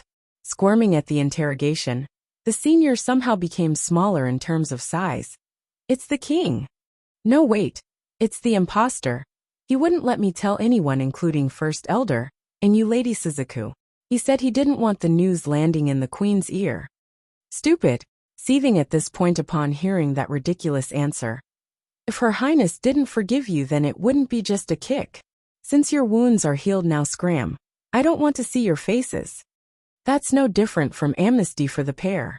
Scrambling to get off their butts, Second Elder and Fire Plume practically fled like a ferocious predator was behind their back.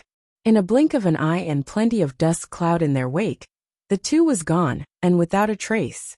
Going back inside once they're out of sight, Suzaku had already shed away the stern and heavy air she had, leaving only a smudge of grievance on that face. Queen, I only wanted to give them a lesson for their stupid behavior. You wouldn't blame me, would you? Turning her head with a chuckle. You are only just angry. Are you better now that it's vented? Suzaku immediately nodded, and her eyes became cautious. Queen, are you going to stay for good now that you're back? Raising a smile, Bai Yin frankly answers her. Unfortunately, I need to leave the demon realm for another trip. Don't worry, I will be back soon. Though she's still not happy that her mistress was leaving for another time, but it still warms her heart that it's a brief one, and that Bai Yin would return. From the initial frown, the phoenix was now blooming a genuine smile. Queen, I can't leave the demon mountain now, but when you bring Black Turtle back, then I can finally leave this place. As I did 1,000 years ago, I will accompany you to the battlefield. Seemingly recalling back to their time together, Suzaku's gaze showed yearning and hope for the glorious days they shared. Return to the Holy Land for Shachin Dragoni. Let's go. One hand holding her son, the other holding the Missy, Bai Yin was all smiles on the face as she led them to the doorway. But mother, where are we going? Blinking his big innocent eyes, the little steam bun tilts his head as he eyed his mother. We're going to your father, she answers readily. Now that the crisis with the demon realm is over, I want to go back to the Holy Land for a trip. Back to the Holy Land? The kid's eye began to sparkle.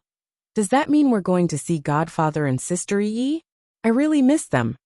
Knocking on the boy's forehead with her knuckle, Bai Yin uses a doting yet stern voice to lecture him. How many times have I told you not to call your godfather's sister that way? If you call her Sister Yi, then it would demote her by a generation.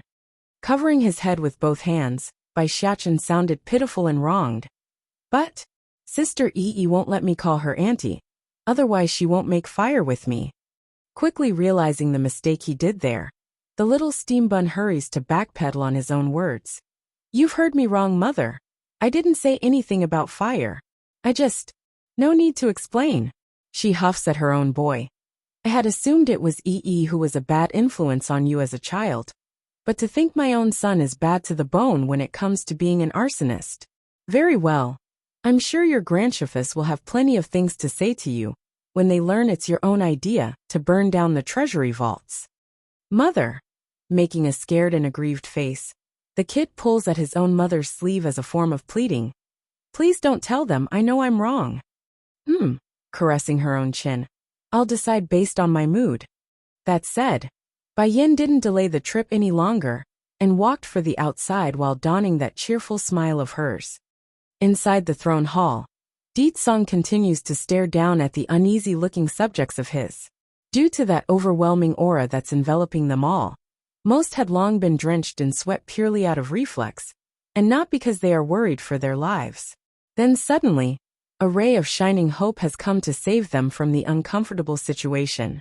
Gorgeous in her rosy red dress, the Demon King didn't need any form of urging to fly over to sweep this woman into his embrace. How come you're here?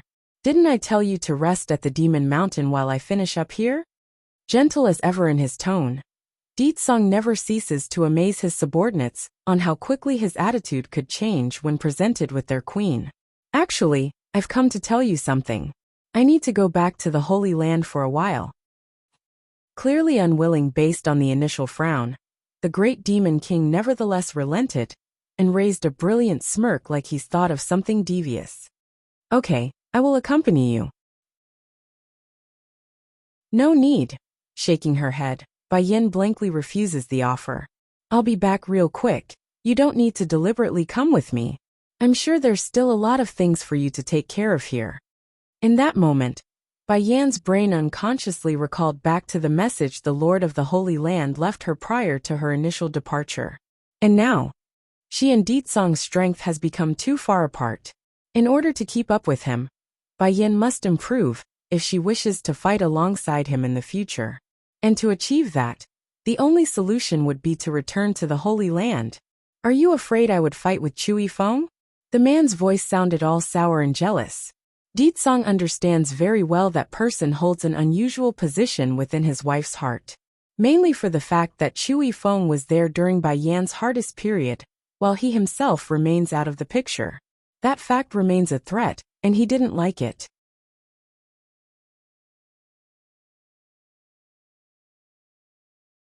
Be the judge, 1. As soon as Ditsong's words were finished, the woman in front of him had already tiptoed that feet to sink her rosy red lips onto his. By combining two of her fingers against that chin, the picture was akin to Bai Yin taking advantage of her man, and not the other way around like usual. An eternity later.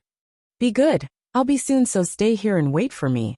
Despite this tone being no different than that of a owner comforting their pet, it's damn well good enough to make this wife's slave numb to his feet. Unable to refuse that request, the man's voice falls into a whisper. Okay, I'll come find you after I finish my business here in the demon realm. Nodding with a smile, Bai Yin lets go and turns around. Xiachen Dragoni, we're leaving for the Holy Land now. Batty father. Bai Xiachen suddenly runs forward to confront his old man, those eyes shining like a twinkling star. Don't forget what you promised me. I will come back after I go see Godfather and my grandchiefess. At that time, you must send me to the secret domain for training. Actually breaking out in laughter, the Demon King smiles proudly at his own boy. When have I not kept my promises to you? When you come back, I'll personally send you to the secret domain for training. Okay. That brought on a wave of smiles to the kid, making him all the more adorable at the moment. I will strive to enhance my strength until I can become Mother's wing. I will shelter her from the rain and wind. Determined and firm, those big eyes left no room for doubt because he meant it. As long as I can protect Mother, then I'm not afraid of anything, let alone some secret domain. Bai Yin had wanted to speak up to stop this situation multiple times. But when seeing how excited her son has become, she just couldn't bear to crush that hope. Perhaps able to sense his wife's mood as well, Ditsong's next action was to wrap his hands around her shoulder in a reassuring manner. Don't worry, he won't be in any danger. He's the prince of the demon world. His responsibility is to protect his mother and sister. That's something he can't avoid. Shooting a look at her own man regarding the last bit. Where is his sister? Grinning like a sly fox that he was, Ditsong's ambiguous voice easily gave away his scheme. We can make one anytime you like. In that instant, Bai Yan's ear had directly turned a feverish red, making a cough. This embarrassed woman didn't want to meet that yearning gaze, because if she does, she fears this perverted bastard would just rip into her clothes and carry out the deed. It's getting late already, I should leave now. Then as if thinking of something, Bai Yin swings around again to meet his. Also, I have already forgiven Second Elder and Fire Plume. You mustn't make trouble for them. Ditsong frowned at that. In the man's opinion, his wife wouldn't have run away from home to begin with if not for those two. However, now that Bai Yin has spoken up for them, he could only respect that decision despite the unwilling heart. Bye-bye, Batty father. Waving at his old man as they left, the little steambun somehow seemed more receptive at having a father compared to before. He's actually bothering to do what a son does in a parting situation. Wait a minute. Turning around at the sudden call of her man again, Bai Yin makes a rather confused look. Ditsong, is there something else you need? I'll send you. Among his proud face, there's a glint of pleading like he won't have it any other way. Okay. This time Bai Yin didn't refuse him. All smiles in the face. Why are you acting so nervous? It's not like I'm not coming back. I only want to cherish every minute I have with you. It's true he would respect her wishes and not force along, but that doesn't mean he won't take advantage of every possible second that's within reach.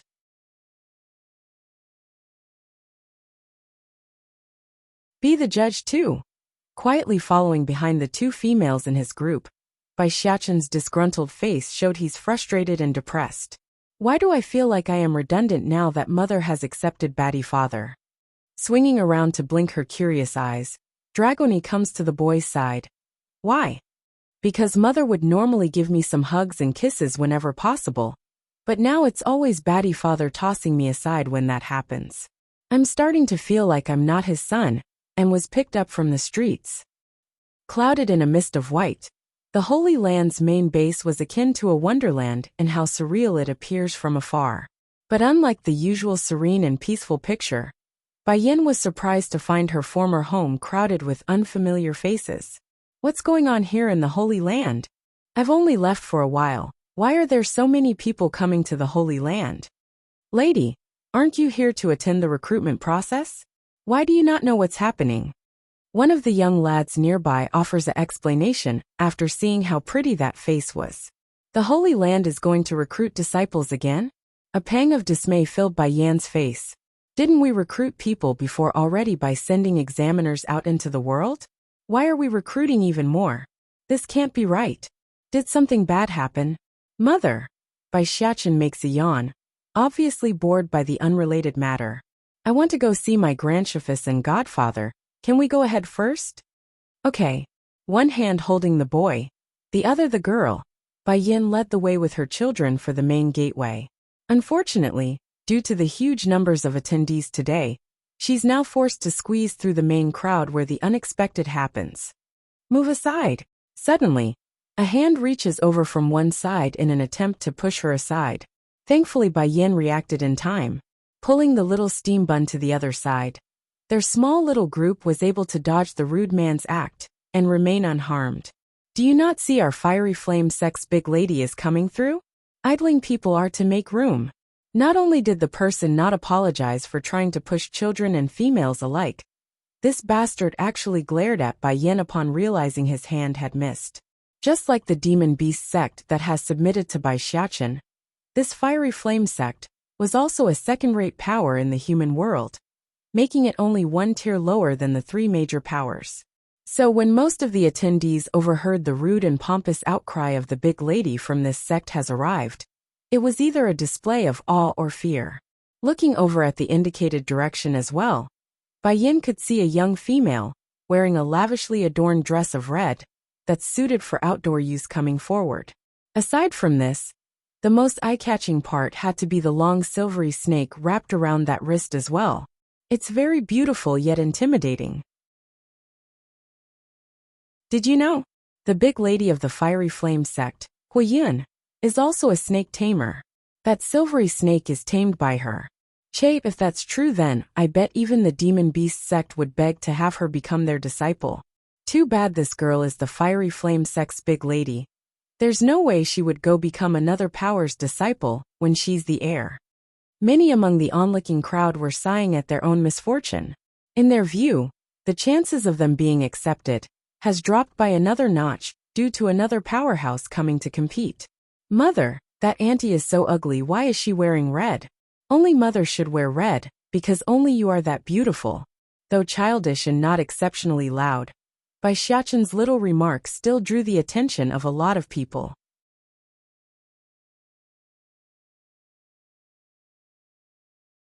Be the judge 3. Bai Xiaqin's cuddly little face was full of unhappy light when he saw that silvery snake. For such a young age, his eyes are already exuding a look of dominance.